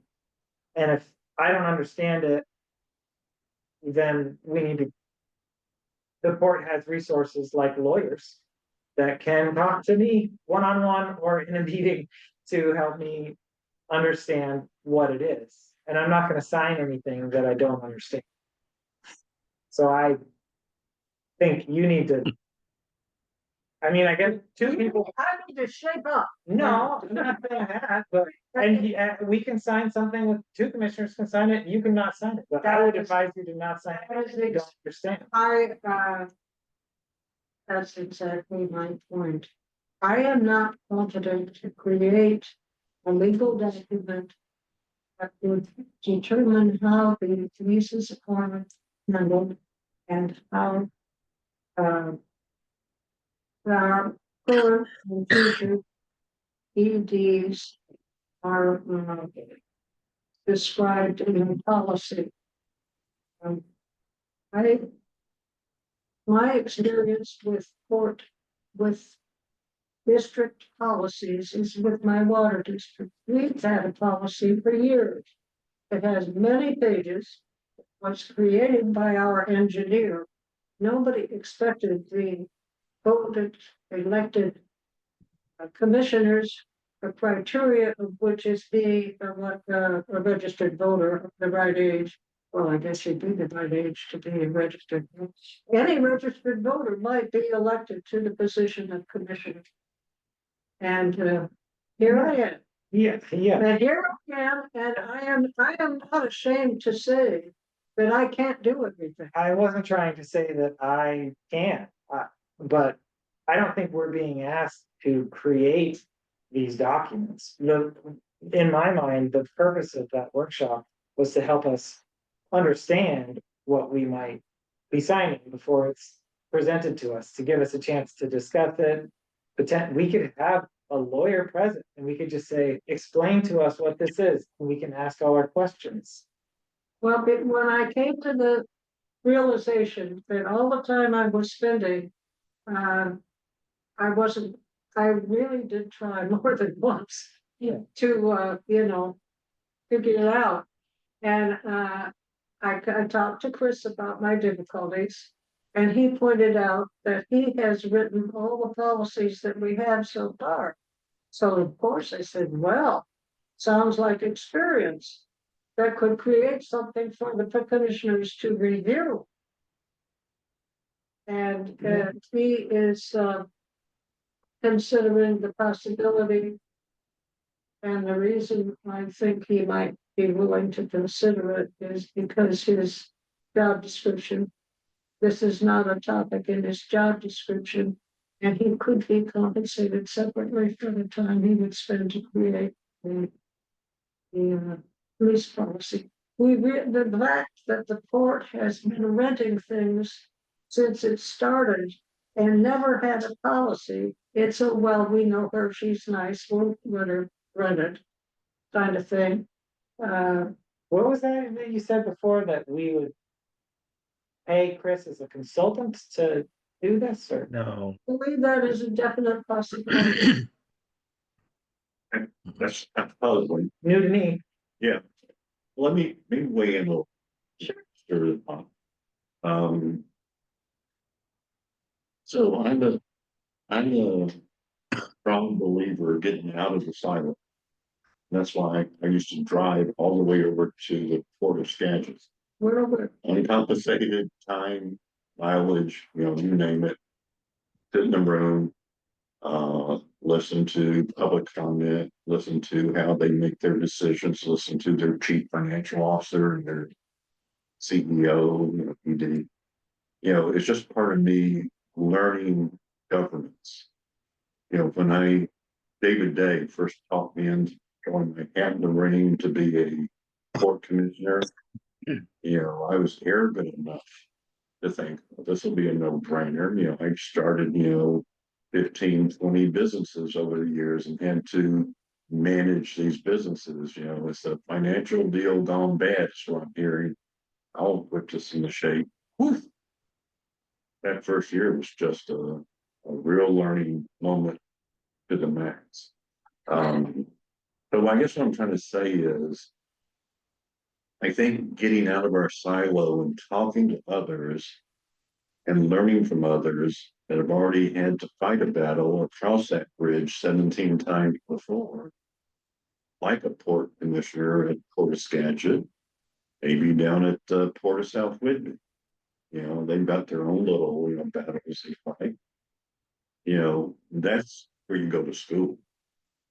Is you sit in the classroom and listen to what they discuss and deal with and how they solve it. So I think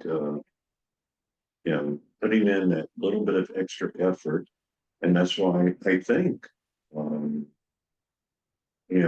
at one point I just finally said enough's enough. My time is valuable. And that's why I wanted to be compensated for sitting through a lot of these really very exciting meetings about broadband. I mean, it's just now they're into this esoteric BEAD funding from the federal government. All the other participants are fighting about, verbiage and how do you do this and can they do that? And so to get back to the policy creation, I think it's like we have to be willing to learn from others and trust others. when Yeah. you say others, are you saying the other documents we've already been given or actual people? That we Chris has presented from other ports. Okay, that's what we're talking. Yes, Thank you. that when he brings a document, that we're about cutting and pasting and puts our name at the top of it and implementing it, you have to trust that those people years ago, crossed that bridge, fought that fight, and their lawyer. It sounds to me like you're willing to do it because you, of all the things you've just said, it sounds to me like you and Martin both believe that together you would be able to come up with a usable document. I For would trust that, these other ports have lost a good fight. And you would trust that you and Martin would pick the right parts.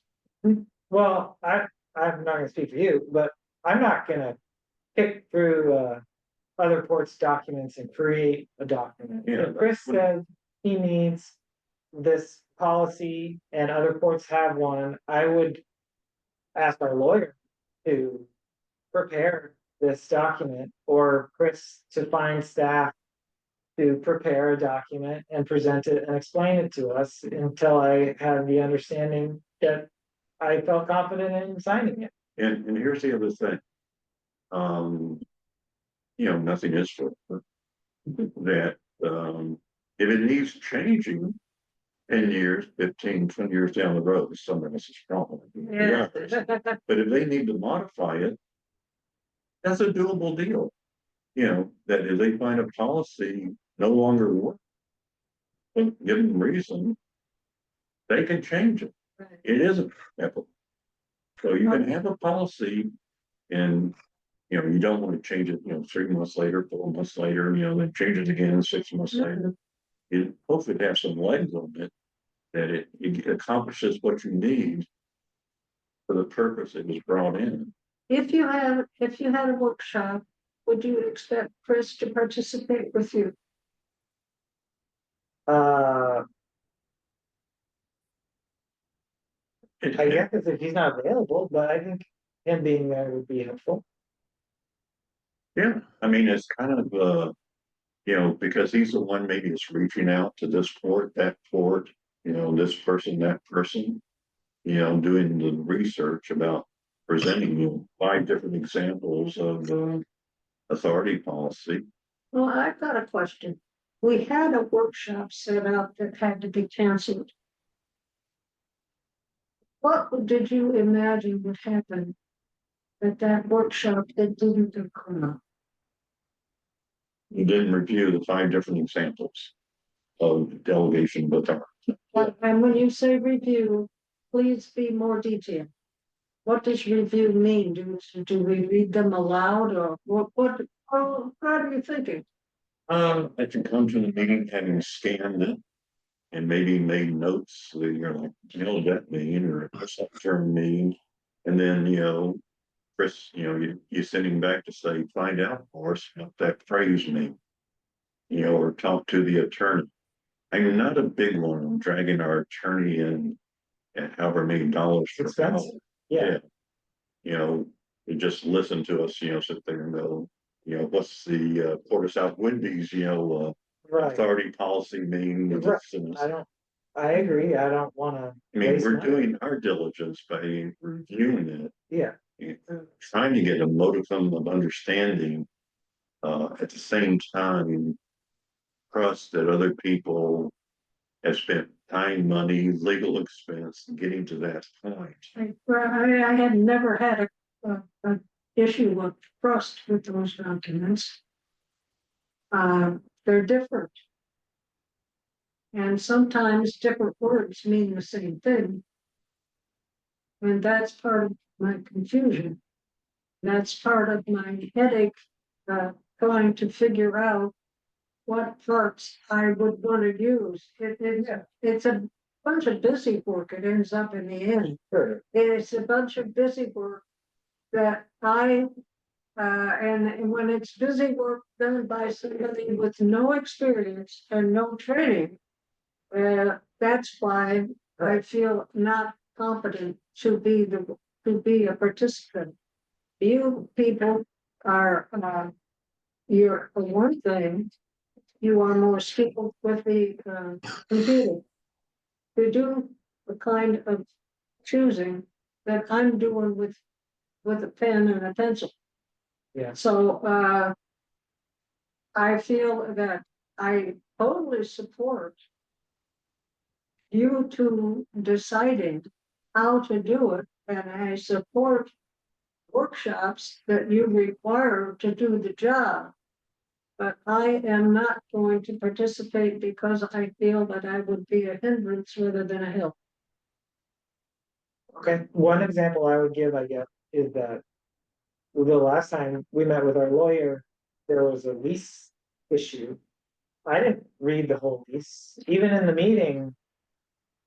We didn't go word for word the lease. He summarized what he thought we should do as our lawyer. And if we had questions, he explained, this is what is in the lease, this is how it works in plain English. Hmm. And that's what we need someone to do for this document. It doesn't have to be a lawyer, but somebody has to understand this document and explain it to us. If Chris was willing to be that person, what are your concerns?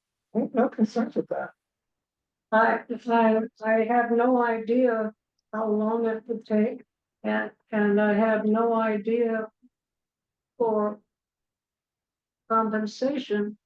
But because he has got, what is this, 6 things he's working on, that he's been working on for a long time.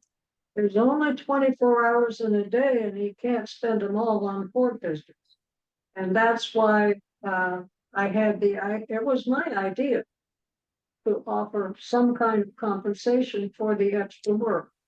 Now, that needs to be investigated, and I have no idea what the dollar amount might be. But I know what the dollar amount is for workshops, What dollar amount is for workshops? per diems for the commissioners who attend. Oh. Okay, yeah, no, I don't think we should be paying to explain. No, I documents. wasn't talking explain, I was talking create. I don't think we should be paying Chris outside of his salary. I think we should put the work that we want Chris to do in his work job description, and we should pay him an appropriate salary for doing that job. I don't think we should I think, pay him piecemeal for doing parts of his job. I think, our direction to Chris is, provide us examples of we're required to have a delegation of authority policy.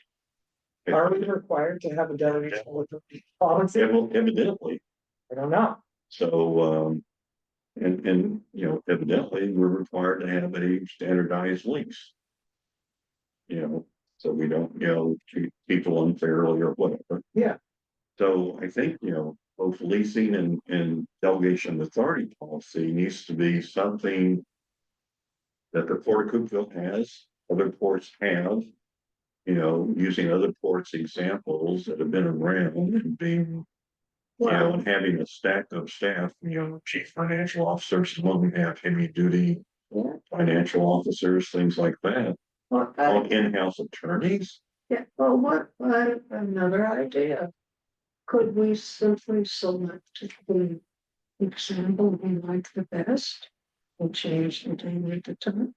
And change any of the numbers that are specific and simply copy something that already exists? I'm cool with that. I think we could. I think it would be smart to have a lawyer look at it spend $100 to make sure we're not creating some legal document that isn't a good Well, idea. what if it's already created? When I had those examples, the one that I could deal with the best was the Port of Everett, which had a lease policy and the administration policy. Those were the most straightforward.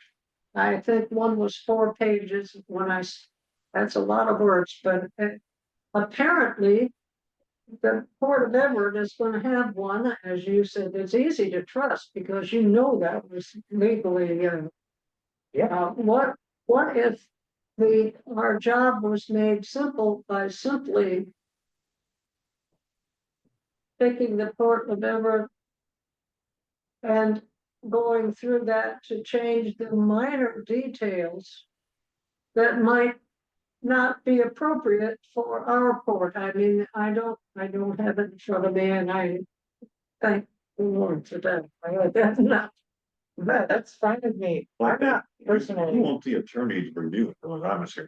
Yeah, I'm not personally gonna edit delegation of authority policy and present it to you guys and say, we should do this. Right. Unless I'm confident in my ability to do that. And even copying a different, Port of Everett and replacing Everett with Coupeville is not gonna satisfy my understanding of that. So I would say we should take that and send it to Chris and say, Chris, we'd like you to create a policy. If you need a lawyer's help or anybody else's help, hire them to do this and then present it to us. And if I am confident and it's explained to me, I'll sign it. So are we then saying, take this specific policy from the Port of Everett I mean, I think and that adjust it as necessary and give it back to what's and explain? in, I haven't read Everett's policy and I don't understand. Ah, So, yeah, I haven't read any of them. I have, we didn't have, I was going to prepare for the workshop. It got canceled. I haven't read it delegation. got canceled within 24 hours of the workshop, I guess. I'm not picking on you. Yeah, you are. I just got such a, I just got, I was very disappointed in myself that I couldn't deal with it. I really was disappointed in myself. And we'll get past that and Yeah. have one in the future and meeting on this topic. You know. Yeah. So, again, I have a high trust level of other ports, having been to other ports. Me too. I've been to Port South Everett, I've been to and Tacoma's, meetings down there. Okay. Port of Anacortes, If commissioners. either or both of you have an example you'd like to start from, that's fine. I think we could send all of them to an expert and say, hey, you can use one of these as an example if you think it's appropriate, or if you already have one drafted from the work that you do with other ports, then. But experts cost just like attorneys do. Yeah. Yeah. Um, But I think starting from ground zero, say, create us a delegation authority policy is, well, I think we have to remember that there is an issue of claiming because of our current difficulty with the children. And the fact that there is a lease document, but there is no lease policy in place. And that has seemed to be an issue if it comes to legal action. Disagree with. We have a lease. and it has policy written into it. Apology. I mean, the owner's lease, that's the document, the dispute with that tenant, that's a legal document that binds what we do in it. So that would take the pressure off. Well, after 50 some years of not having what I've been thinking, what's the rush? Yeah, my understanding of the lease policy is its guidance for Chris and the board to figure out how we want to write leases, how we want to set the rents. And I'm just gonna jump down to 11.2 for that long document that Chris has already prepared. After we had the review at the last meeting in an executive session, I spoke with Chris and I asked him, as we had decided, because I had you, but the secretary, and you wrote it down. We wanted to know what traits to look for in a new ED. Well, what he prepared is a Job description or. job description, Yeah. right? And it's multiple pages with all the kind of things that you'd want to have in a policy. So we've kind of already got that part. May I weigh in? Please. Okay, I didn't want to interrupt because I appreciate this conversation you're having. From the very first day I sent all those documents out, I thought I was pretty clear, maybe I wasn't, that I do not expect the board to come up with a policy and write one. I wanted you guys to take a look at all the examples, pick and choose what you thought was really good, highlight it, and then come to a workshop and let's put it together. I think you guys have arrived at that. I even said it in the last email, I believe. Hey, look, here's a complete delegation of authority example. Let's just mark it up and create one. And so I want to put that out there first. I never expect you guys to create one from scratch because I've never done it. I've written 100% of the port's resolutions since May 10th of 2017. I've written every single policy. I've written the employee manual. I don't expect the board to write the policies, but I was hoping that you guys would use a workshop to utilize all those examples, because that's what I do. I don't create stuff from scratch. I go out to the Port of Everett, the Port of Seattle, the Port of Anacortes, Skagit. Hey guys, what do you got? Mary goes out to the procurement group. Hey, listen, we need a contract for this type of work. And we've got, ports sending us legal examples that have been fleshed out. So that was the hope and dream of this project. We don't need a leasing policy as much because we do have the lease templates in place, and they are updated and they are valid, and they are about as solid as they can be for a port. But I think that if you guys can take a look at that last sample of delegation and look at it and go, this doesn't apply, mark it out. I can put something together as I've done, and I will put a draft together for you guys. You guys then, I would expect, would review it, because that is the number one job responsibility of a board. I even have it up on Google right now if you want to see it. To review it and go, yeah, I like that. And then I would call Tim and say, Tim, review this and make sure we're airtight. What are we missing? That So- sounds like a great plan to That- me. Yeah, that's the It's, plan. I wish I had known that before I received all the examples. Well, I could have swore I put that in the emails. You guys review these, don't reinvent the wheel, just let's get a workshop together and take all these examples, mold them into a policy for the port, But I'm sorry if I didn't communicate that clearly. Words mean different things to different people. I'm kind of reading your email, Chris, and I think you did. Well, I never- tried anyways, so obviously I failed, so it's on me. Do we need to set a time, or can we let this ride for a while? No, what I'll do is I'll work it the best I can. I mean, I reprioritize every day, just as Mary reprioritizes every day, and Danielle. So, this is something that I've been pushing for since last year. Yeah. That I saw in a small ports conference. I thought, wow, we're exposed. The port's exposed. I care about the port, not me. I care about the port, and I want a port to have a policy in place to make sure it doesn't have any exposure. So, if I have to start working on this and utilizing examples and working with Tim and present you something, I'll do it. But I'm not going to Is that- promise it'll be done by the next meeting. So, Is that not, so you were kind of previously hoping to do that in a workshop with us present, where we'd all together kind of figure it out, or? okay, I'm just going to be very transparent here. I was really hoping this board that seems to work really well together because of your diversity. You've got some energy. John's a keel. I was really hoping you guys would create a policy on your own. Okay. I'm going to be honest. Okay, just No, one. I think, And so I'm sorry to be so honest, but that's what I was no, I hoping. appreciate that. I Yeah. think we've all been a little confused about this, so. Yeah, and I'm sorry about that. I'm not trying to be a jerk. I was just really hoping you guys would create a policy. Yeah, So okay. that's So- why I've been pushing it. That's why I've been giving you loading up full examples. That's why I've been trying to stay out of it, but stay in it and guide. But Right. it's okay. If this is something like Marianne says that, hey, it's not our expertise, I get it. I'm not an expert lawyer. I have to go to Seth or Tim, or others to say, hey, am I wrong here or right? And so I get that, believe me. And that's why I try to load you up with examples. So, but hey, I can take this and run and you guys could review a draft. John's got, So December 24th, when you sent out, and you sent us an email.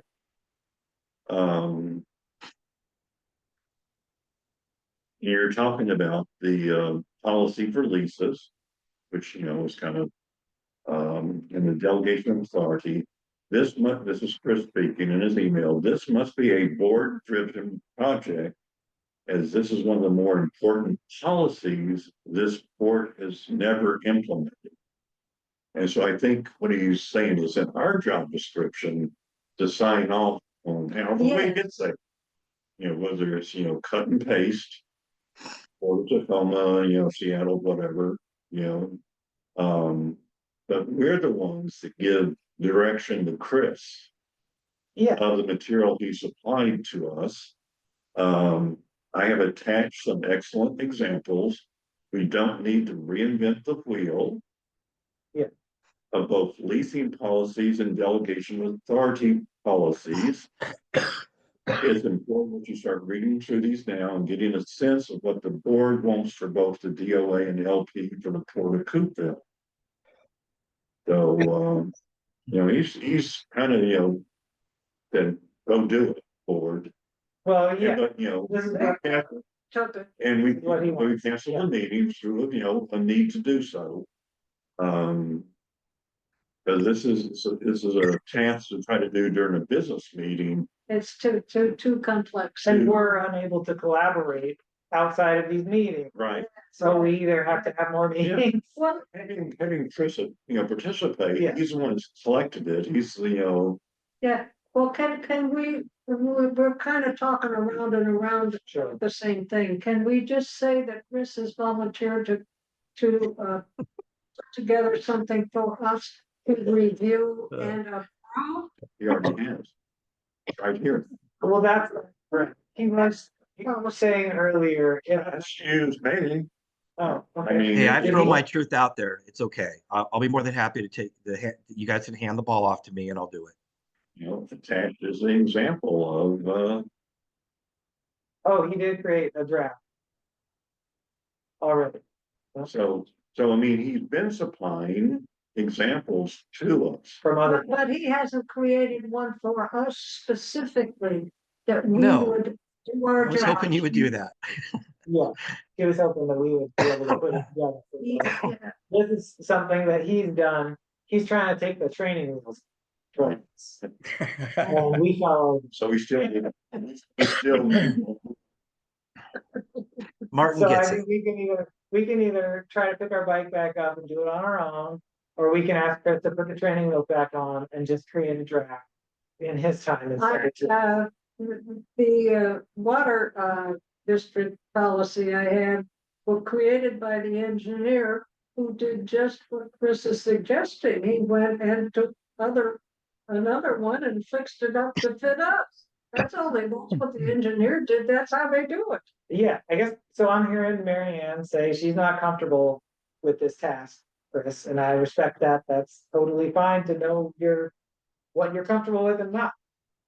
John seems to be like he could be comfortable. I think I can. I think between John and I, we could get something together and then have Chris look at it, come back to a meeting and go that way. What do you think about that, Chris? Yeah, I mean, I'm willing to do whatever you guys want to do at this point. I was just trying to nurture this little plant and trying to get a policy out, but I'm willing to help in any way because I don't want the port exposed. I don't want risk in the port. I want to leave a very strong, thick-skinned port when I retire. And so this is one of those policies that we should really get hammered out. So it's not as much about leasing, but there is a part of this that we haven't discussed yet, is that we have to come together in a separate, once we get this policy together, we need to come together and figure out what we're going to do with our leasing rates. We have not raised our rates in 5 years. Yeah. And so that's another part of this. So it's two phases, but in the policy, in the delegation of authority, there should be something in there that any type of raising of the rates should not be at the discretion of the executive director. It should be board driven. Those are little things that we could sit together and tweak as a team. But I need this done so we can go forward and say, we have not raised our rates in 5 years. We haven't even met the contractual obligation set in April of 2017 to get everyone up to 86 cents a square foot. So that's the phase. That aspect of property management has been ignored, and property is providing almost a third of the port's revenue. And the whole property management thing has just been sort of over to the side because we've been so focused on projects to save the facilities. And that has always been the top of the line for, 20, 30 years. And so the rentals and what to do about them has not been a focus. We've never had a professional. COVID had a big part in that, Mary Ann, right? Yeah. 2020, we did a freeze, 21, 22, then we got back, and then I switched over to. Right. So as part of 10.1, do we want to set up another workshop to do it? For your That's a meeting, point. you can attend if you want and participate if you want or not. And we could ask Chris to attend if he's too busy. I guess we could try to hack it out ourselves. That's what But yeah, That's what we really need to do. that's what we're doing. is when you two can come, and if I can come, I'll come. And What are you looking at on your calendar there, John? Well, Well, I have open days next week. Next Wednesday, I'm not, How about the 20th, which is a Thursday? yeah, that's fine. And what time? Um, Morning or afternoon? either one, not probably after 10:30 or 10 would work, or anytime after 10. I'll say 10:30. Sure, 10:30. So that would be the 20th, February the 20th. At 10:30, because Chris has to announce the meeting, right? Yeah, I just got to set the agenda and which I've already written because we have one for the 5th. So Workshop meeting. that's plenty. Okay. Now, does that give you guys plenty of time to review those documents and Yeah, kind of highlight what you like and cross out what you don't? When is the last meeting in February? The 20 26th. the 26th. 26th, February 26th, yeah. So this is about a week before the meeting. Sort of Yeah. like it was scheduled before. So, Chris, just be safe. Did you resend all the examples of, I have them. I have them. okay, I'm sure I have them in one of these stacks. Yes, I can do that for you, John, no problem. Okay, so we done with 10.1? Ah, Or is Chris gonna attend this workshop or just you and me potentially? No, I can No. attend it. I want to help. But if you don't want Yeah. me there, that's okay too. But you No, need, I'd you love need to someone to there. drive the meeting. So And I understand you're trying to lead us to water here. To do our job. hey, it like Yeah. I don't know what to say. You're there. I put it out there, man. I don't know what to say. So. I might just be there too. Hey, we might just have a workshop. Okay, All right, now we can move on to the discussion about our 20-year anniversary event. 120 years. Wow. Well, let's do 10.2, just so I can get your approval on that. You've already approved the invoice. I got it, but Oh, okay. we need to For the legally, yeah. This is the JSI settlement that we did We didn't for the have broadband project. 10.2, please. We didn't see it. We don't see a 10.2 on our agenda. What is that one? What? I'm not seeing it. There's no 10.2. On the printed. It was on the email. Oh, maybe the older version got printed. It wasn't on the very first version, but I sent out multiple versions, except and including one I sent yesterday, I This believe. isn't it. But I remember that was up, but we had to have an important vote on that. Oh, yeah, I see it. Okay, it's 10.2. Action JSI settlement agreement. Okay, yeah. I think just the older version got printed out. Oh, Is- okay. Is there a document for that or is He it he just pulled it up here. Oh, okay. So go ahead, Yeah. Chris. Right. You guys have already seen this. I sent this to you. This is the agreement that we agreed. I know you guys have already approved the payment. This is to settle out the engineering and design costs, which you guys just approved that amount when your voucher run today. But this is the document that basically finalizes that engineering and design project with JSI for broadband. He needs a motion. I move I need a we motion. approve this. I move we approve the settlement agreement with GSI. JSI. Second. All in favor? Aye. Unanimous approval. Okay, thank you. Okay, now. The anniversary event. At the wharf. Mhm. That's in July? Yeah, so let me go ahead and pull this up here for you guys. So one thing that kind of snuck up on us was last year was the 120th anniversary of the Green Bank Farm Barn A, being 1904. And it kind of snuck up on us. You know, we didn't think about it. We had so much going on. Several people at the end of the year is like, oh my God, it's been 120 years. Well, of course, that prompted us to think, okay, we've got the wharf coming up here next year. So we have met several times now. I've been working with Emily, who did our website on bringing a logo. Now, with the Green Bank Farm, we have our own separate logo for the Green Bank Farm, and Murray uses that, and Mary uses it in her bidding. It's a logo that's specific for the Green Bank Farm, and it has the Port of Coupeville on it, but it's really a Green Bank Farm logo. Well, we decided to put one together for the Coupeville Wharf, not only celebrating 120 years, but we'll remove and replace that verbiage on that banner, and it'll be an actual logo for the Coupeville Wharf. The people love that wharf as they do the farm. We plan on doing an event on July the 19th of this year, which is going to be a ribbon cutting, a huge cake.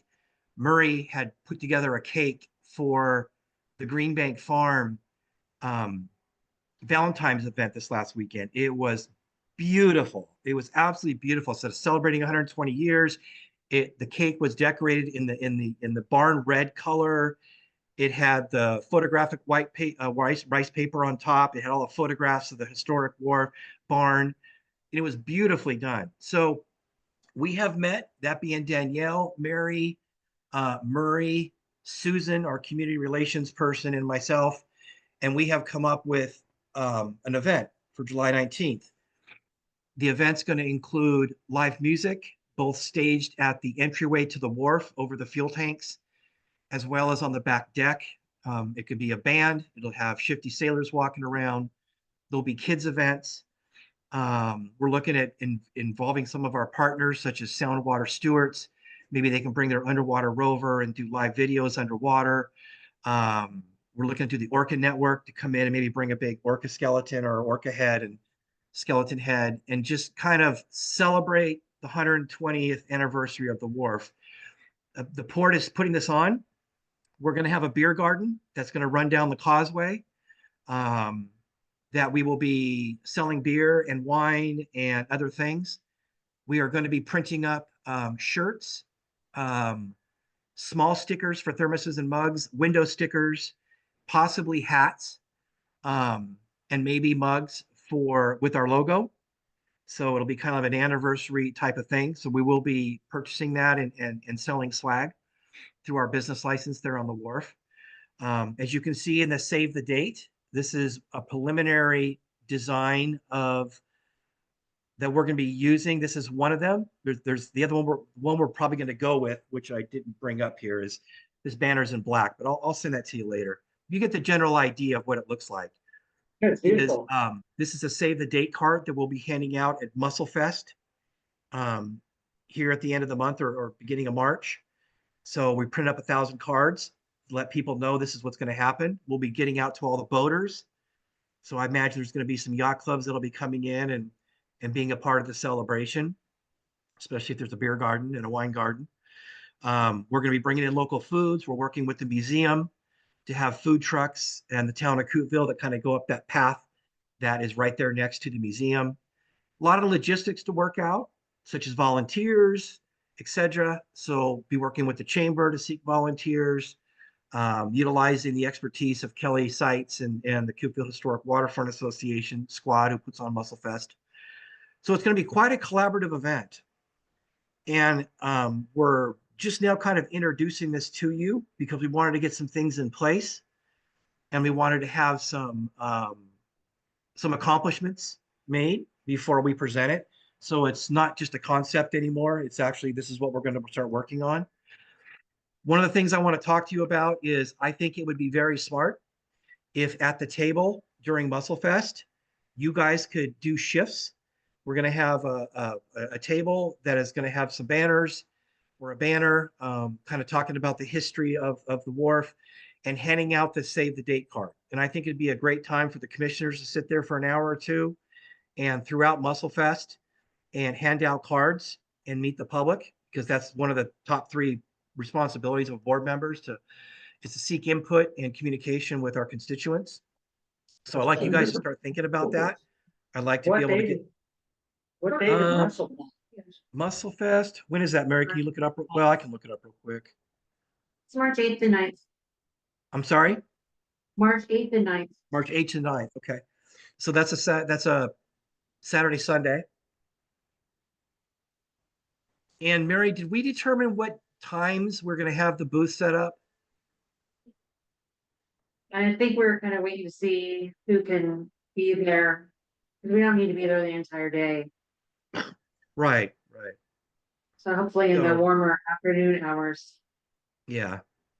I mean, we'll probably bring in one of our dock hands, extra hours and man it, but I think it'd be great for each of you guys to take a shift or two, Yeah. and hand out cards and so forth. So I'd like to put that out and get that on your calendar. So if you'd mark off March 8th and 9th, and then we'll get back to you, and you guys could just get back to us on what times you'll be able to do that. And really, it's just handing out the cards. But this is the front of the save the date card, which shows the upcoming logo, or at least one version of it. Some of the, events that we're going to be having, ribbon cutting on the back, celebrating 120 years. We have some pretty cool pictures, which Mark, has a little bit of a paragraph here. So, of course, a link to all our social media. And here's a different version of it with a different logo design, but it's essentially the same thing. Here are some different pictures on the back of that card. So more in tune with the Native American history of the wharf and so forth. So a couple different versions here. We may print up 1,000 of one, 1,000 of another.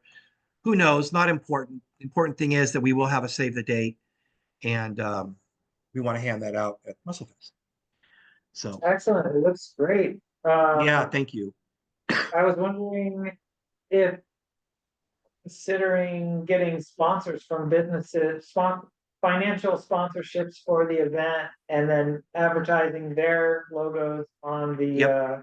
save the date and during the day. Sometimes the power company, the newspaper, some of the local businesses, those type of organizations, other nonprofits will throw in $100, $1,000, cover some of those costs. Yep, you are right on the money. And you know what? Thank you, because I left that part out. Susan already has a sponsorship package that she has assembled. It's going to be much larger than that, 500, 2,000. And we are going to put a package together to where the main sponsors will be listed on all the banners, posters, maybe a second set of save the date cards, as we'll be handing those out after MuscleFest.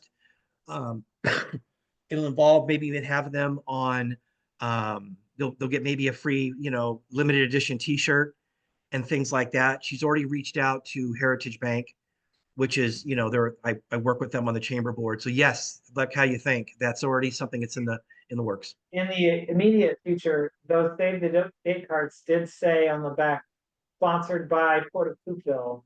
You might want to change the wording on that to just say like presented by Port of Coupeville. So That's one of those funders doesn't later see one of those cards and be like, I'm a sponsor for this. I paid you guys $1,000. Why am I not on the card? presented instead of sponsored is a big deal. Yeah. And who's selling the booze? We are. So we're gonna get a permit to sell booze? Yes, we have to get a banquet permit. We have, and we all know this because we do this at the Green Bank Farm, right? We have to have an area that's roped off that has 2 exits. And so if you look at the causeway, the left side is plenty big. We're going to order a jockey box, which we're also going to rent as a rentable equipment at the Green Bank Farm. So we'll recover our cost, a $700 cost, which we can recover in a year, renting that out at $100 per event. Beer Yep. serving. Yeah, it'll have 4 taps, probably, 3 for beer, 1 for cider, and then we'll have red and white wines we'll pour from the bottle. So we'll get a banquet permit, we'll get a permit to pour, and then yes, Murray's in charge of all of that because she does that for events here at the farm. Well, Yeah. hope the weather's good. Well, we picked July 19th because that's typically a very good time of the year. It's not scorching hot, but we're out of the rainy season. July 3rd seems to, it's when the spigot finally turns off.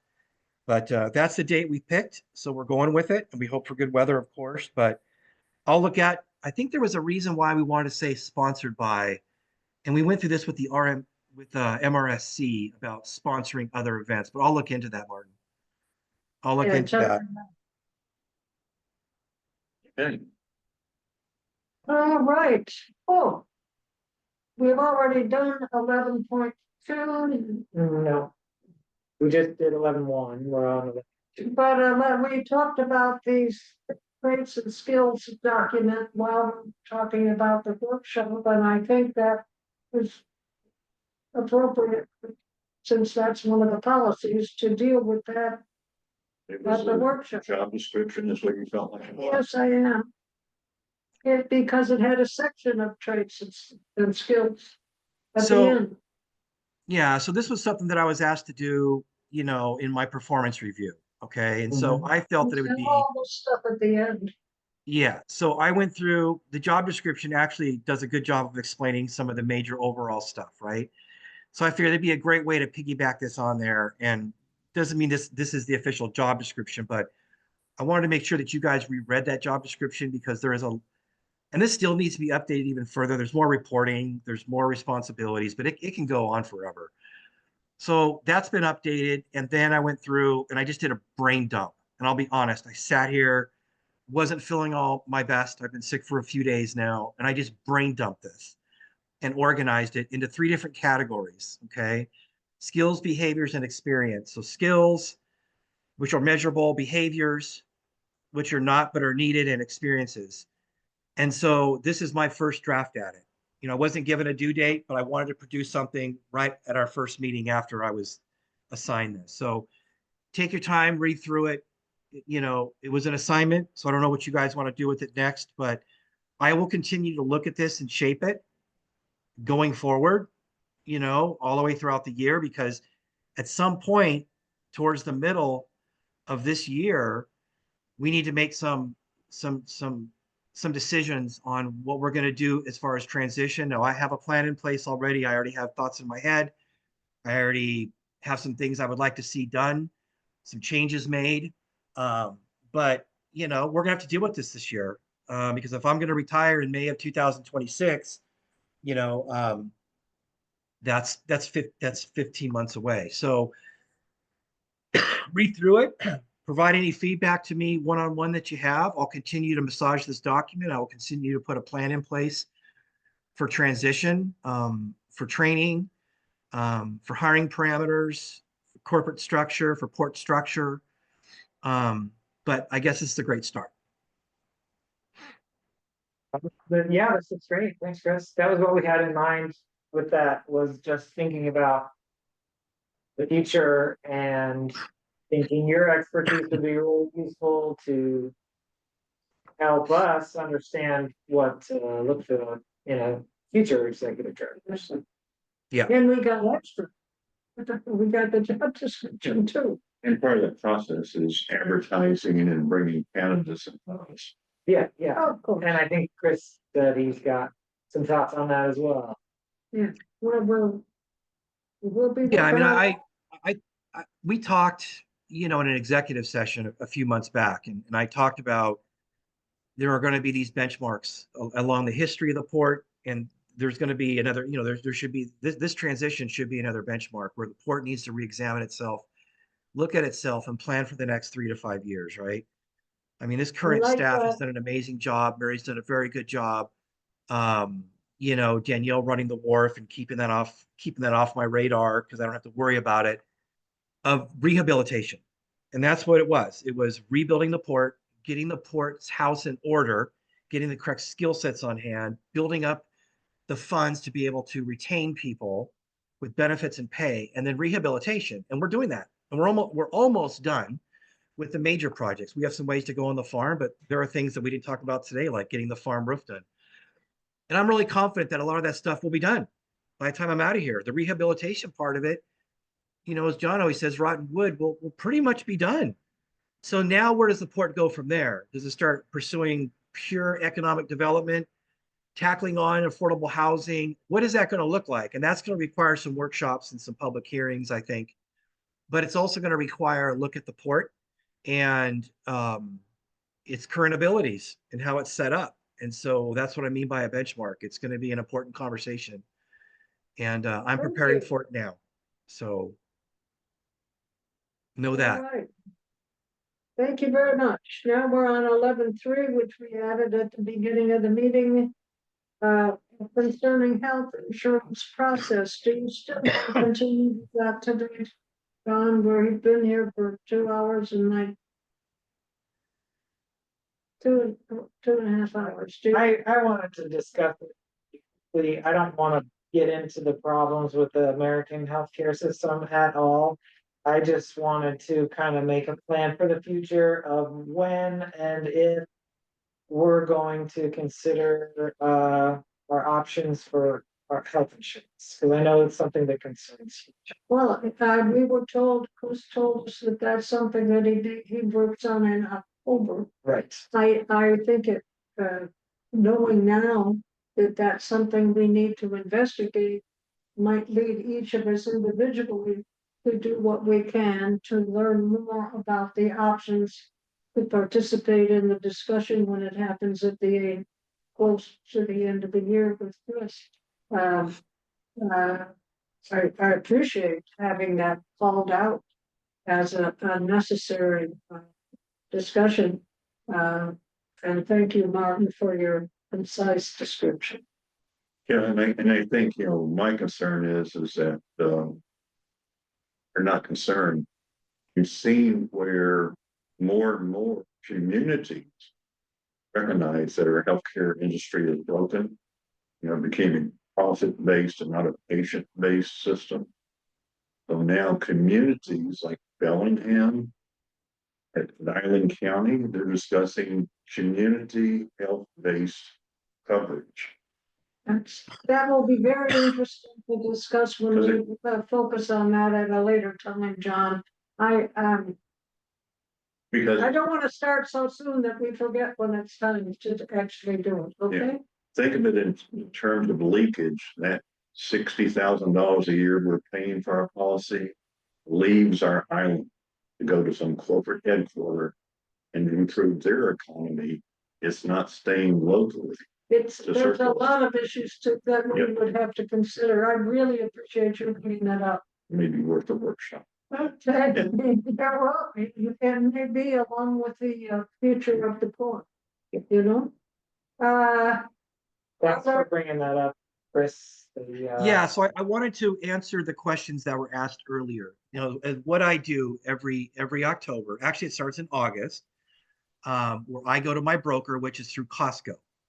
Very trusted, because we're limited, because we're considered a small business. We're under 100 employees. We have basically 5 people who are on our health plan. So here's what I do is the state of Washington puts out what health insurance companies are available to us every year. And it's funny, it changes every year. This is the one that started this year. Aetna was available last year, but the rates were high. They quit. They left. Beginning January 1st, 2025, this plan is no longer available. Arias Northwest Health doesn't even offer insurance in Island County. So you can go through and you can look at this. You can see the different health plans. Now, the two that are almost always here are Kaiser, which is challenging for us to get on because of the size, and then representation on the island, right? When you're with Kaiser, John knows it's very limited. And then, of course, you come down to Premier Blue Cross, which is really Regents Blue Cross, and this is where we are. The only other thing that's left, United Healthcare Insurance, which is statewide of Washington. So we only have 2 choices, Kaiser and Regents. And so when I look at this every year, I'm like, what are our choices, first of all? And then you pare it down, which is going to be a good coverage, the same or better coverage at the same or at a better cost. Insurance is increasing. It's ridiculous. This has only gone up a few percentage points a year. So this is why every year we keep it conservative and we stay, because it isn't being jacked way up. We've got decent deductibles. They're not the best. I paid $7,500 to have my right arm done over last year. It's a lot of money, but it was a gold package, unless we're doing platinum. It's just the way it is. So, and what I find out when I try to read through this, as you guys discussed earlier about doing a delegation of authority policy, my eyes are turning counterclockwise. I'm trying to look at what is the deductible in this plan compared to the deductible of that plan? What is the cost to the port? What is the max out of pocket? What is the coverage? And then you get into the coverage and oh my Lord, that just goes on forever, right? Going through a broker, how is that different? Did you have to go through a broker, or is that some of the Costco's kind of the broker, right? So this program they have is that's what they do. So I'll go to him and say, hey, look, what other plans am I available? I said, well, you have Kaiser, and you might as well stick with this one, because you have a good plan. It's a solid plan. The rates aren't skyrocketing, and you have good coverage. You have decent coverage on the island compared to Kaiser. So it's a pretty quick conversation because we don't have a lot of choices. But I wanted Do we to go show you. directly to the health insurance company, or do we have to go through a broker? Is there a difference in cost? It's whenever, because we're a business that only has basically 5 employees on an insurance plan, I had to choose someone who would take us on. And Costco has a program that so back up. So when I went to Regents directly, when this whole thing first started, said, my name is Chris Mialopoulos. I want to get insurance. It was $1,100 a month. When I went through Costco and said, I got 5 employees that need insurance, it was $1,100 per month. There's no difference. There's just none. And so, because that's what I had to do. The board at one point gave me a raise of $10,000 and said, you're going to apply this towards your health insurance. And that's what I did. I would get this money every month. I would get taxed as income because that's how our old accountant wanted it done. And then I would go out and purchase healthcare. There is no difference. So it's a part scam, but it's a part, it is what it is. I have these 2 choices every single month. So Is that 100% of your premium, of your costs that we pay? no, because I was at like a 27% tax rate, John. So when all was said and done, and that was okay, I was paying like $120 or $140 out of my pocket every month for health insurance, and this was back in the Donna days. You remember those days? Right. Because there was no benefits to an ED. I had 2 weeks off to start, and there was no benefits. So I had to work it. I had to do it, and I'm fine. It's a learning curve. But I want to let you guys know I don't have this huge pool to go through and choose for healthcare coverage. Now, John, if there's some kind of new breaking thing going on with local coverage, let me know. But I will let you know as an employee of the port, I will never go to Whidbey Health. I've had 4 bad experiences there that I can name them, 2 with my kids. And I will take my health care when it comes to certain things off island because there is no on island care for some of the things that I need. So I do hear what you're saying about money leakage. I agree. But anyways, just thought I'd share that with you guys. You can Google it yourself too. So what do we do for the staff? Do we pay 10% of the individual staff person, but not the family part, or how does that No, work? here's how it's been since day one is the port is providing full-time staff, which is 32 hours a week or more hours worked with healthcare coverage. There is no healthcare coverage to any family members or discounts. So the port provides the healthcare coverage to the employee. If the employee has a husband or a family, they're added on, but they're added on at the full retail underneath the port's policy, and they would have to be billed for that out of their paycheck, and it's expensive. So in other words, if I wanted to bring on my wife Laura, okay, she would have to pay $1,100 a month, just like what we're paying for me. There is no discount, nothing like that. No, it's not. But we don't have a lot of choices. Yeah. So much for economic vitality of our community. Yeah, I mean, I think that is our choice. We could pay them for family. The county pays for family members. Well, I know because personally I have family members that work for the county, and I have a family member that also works for Whidbey Health. I know Whidbey Health doesn't pay for family members for this thing. So it's some organizations choose to offer that as a benefit and some don't, but it's very expensive either way. yeah, it's a difficult situation. It really is, and I'm not speaking ill of any individual at Whidbey Health. I know that I have personally had 4 experiences that I was like, I'll never come here again, and I said that 2 more times. So to John's point, I say that as I understand John's point about leakage. That is true. It's true with a lot of things. Amazon.com is leakage, right? There's a lot. And I agree that we should look for ways to keep that money on island, you know? But anyways, it's a different conversation, as Marianne said. But I want you guys to see that. Overview that kind of refreshes it all in my brain. Thank you very Yeah. much. Yeah, you're welcome. You bet. Okay, we'll move on to number 12, commissioner reports. Do we have any further reports? I went to the broadband action team meeting and I know most of the other people here. Yeah. More than half of the attendees of this meeting did. We're talking about the new broadband funding coming in from the state. And one thing that I thought was interesting is that there's some projects that are finally getting construction. You see like trucks on the side of the highway now, and I think the Whitbytail is bringing their fourth zone online soon. They're in permitting now, so I think by the end of Q1 2026, they're gonna have finished their broadband rollout that was funded years ago. So a lot more residents are gonna be getting broadband in this next year. But and then yeah, the person from Ziply was on there and talking about briefly about our agreement, but it wasn't anything that you guys haven't heard already. Thank you. So what's your understanding of this whole BEAD concept? Minimal to some, I guess, in that the state is dividing up all of the unserved areas into different geographical numbered regions, and then entities get to bid on trying to serve those regions and That's correct. traditionally get money from the government. And Chris did mention that some of our underserved area, would be maybe open for BEAD funding. Right. So is that a project that we're even considering or looking at? Is another broadband project?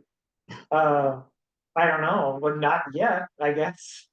But I think it's a project that other there were representatives from Comcast, Whitbytail, Ziply, and Astound at that meeting.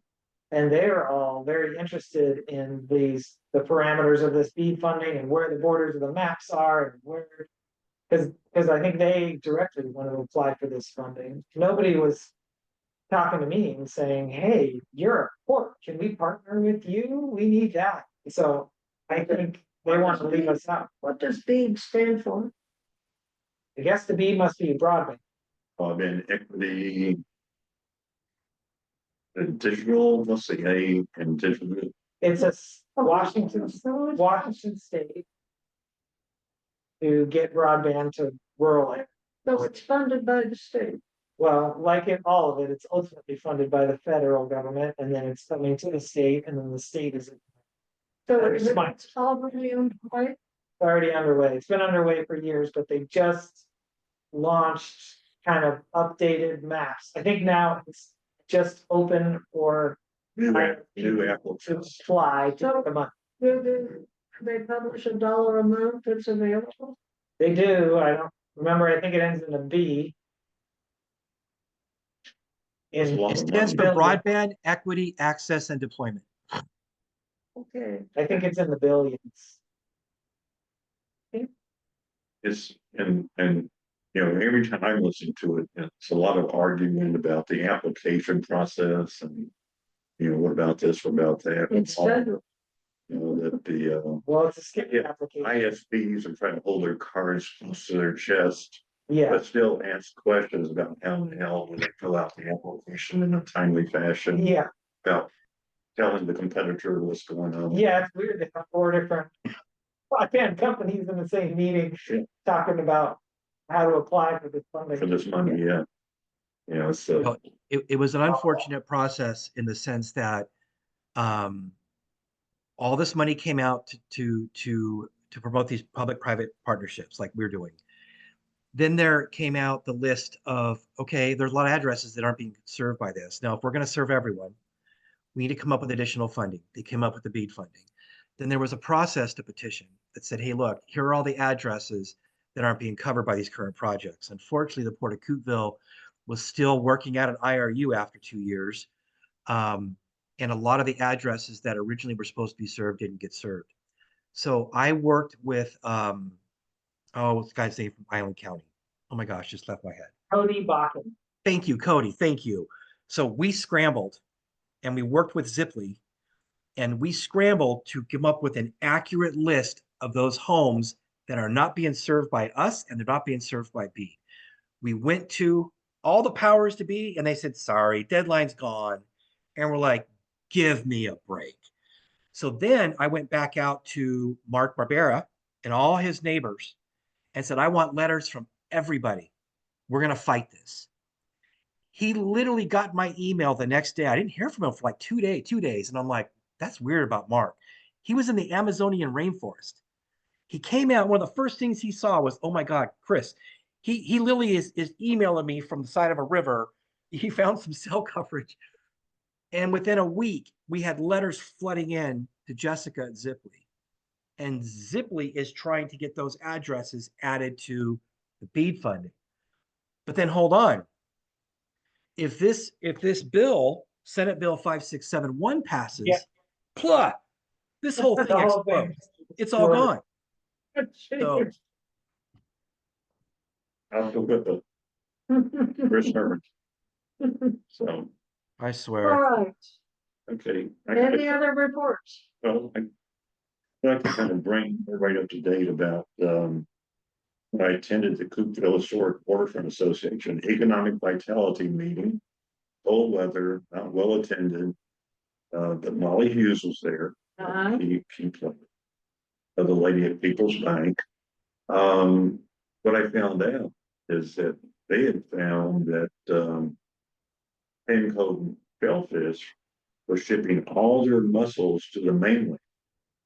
And restaurants here were having to have them shipped back that would be on, which meant that they were not as fresh as they could be. So that's been straightened out by way of the new CEO there going, that's dumb. And actually carving out, mussels stay here, be fresh for Mussel Fest, things like that. Well, it may be in need of refrigerated storage. Yeah. The other thing I did since our last meeting is I saw where Melanie Bacon has a meet the public meeting, great kind of meeting Yeah, we could. at the Cedar and Salt meeting. Yeah. So I thought, what the heck, I'll go to that. Yeah. I was the only one there. Uh, So I had 45 minutes with her to just, talk about, what her doing, things like that. That's awesome. And she kind of, that whole thing about the people going down the road of trying to have their own port. Yeah, I said, well, that'll be interesting. They voted it down the last time. So strategically, she kind of said, well, maybe that survey concept is that if they don't approve their own port, you may she would support a run of us extending our boundaries, to be all the way up to the Central Pass Bridge if they don't pass their own. So let them try and see if it passes, and if not, they'll probably come back and ask if there's a different way. And I told her, I said, hey, we have to internally have to agree. Yeah. It's not like an automatic. Yeah. But, it's something that financially, would be advantageous to Coupeville and North Whitby. cute. Any more? I think that's good. Okay. This is the second chance for public comment, but I don't see any opportunity for that. Am I right? Well, did we go through, was that 13 or 12? It was 12. I don't have any Discussion. Well, we sort of discussed the reports. Well, There's 2 items on the agenda. yeah, Discussion. I'm gonna start adding things. There was a reference to a community relations staff. What's that lady's name, Chris? Community Where? relations. That's it, or? No, you Susan? mentioned that. Susan, yeah, You Susan talking about for the Larman? Port of Coupeville? yeah. Yeah, Susan Now, Lawrence. she does, she's not the website person, is she? Yes. Or she No, the, she's not. Basically, Murray and I run the website and keep the website updated. We use Emily from Cold Creative Pizza, who developed the website, who does builds for us. But no, it's myself and Murray who do the website. Susan is like a part-timer. She does the Yes. newsletter. She does the newsletter, social media posts. She's And very fun. good. We have this port has never had a stronger social media presence, and she actually has a social media calendar. We're on social media every week, not just once a month. I mean, it's wonderful, that and it's newsletter in the is it's in the fun. comprehensive scheme too. So Okay, Okay, sounds good. now, we don't have any public comment. So we're done. We're We toast, are concluded. 12:45. 12:40 And p.m. all, that is meeting. You turn this off.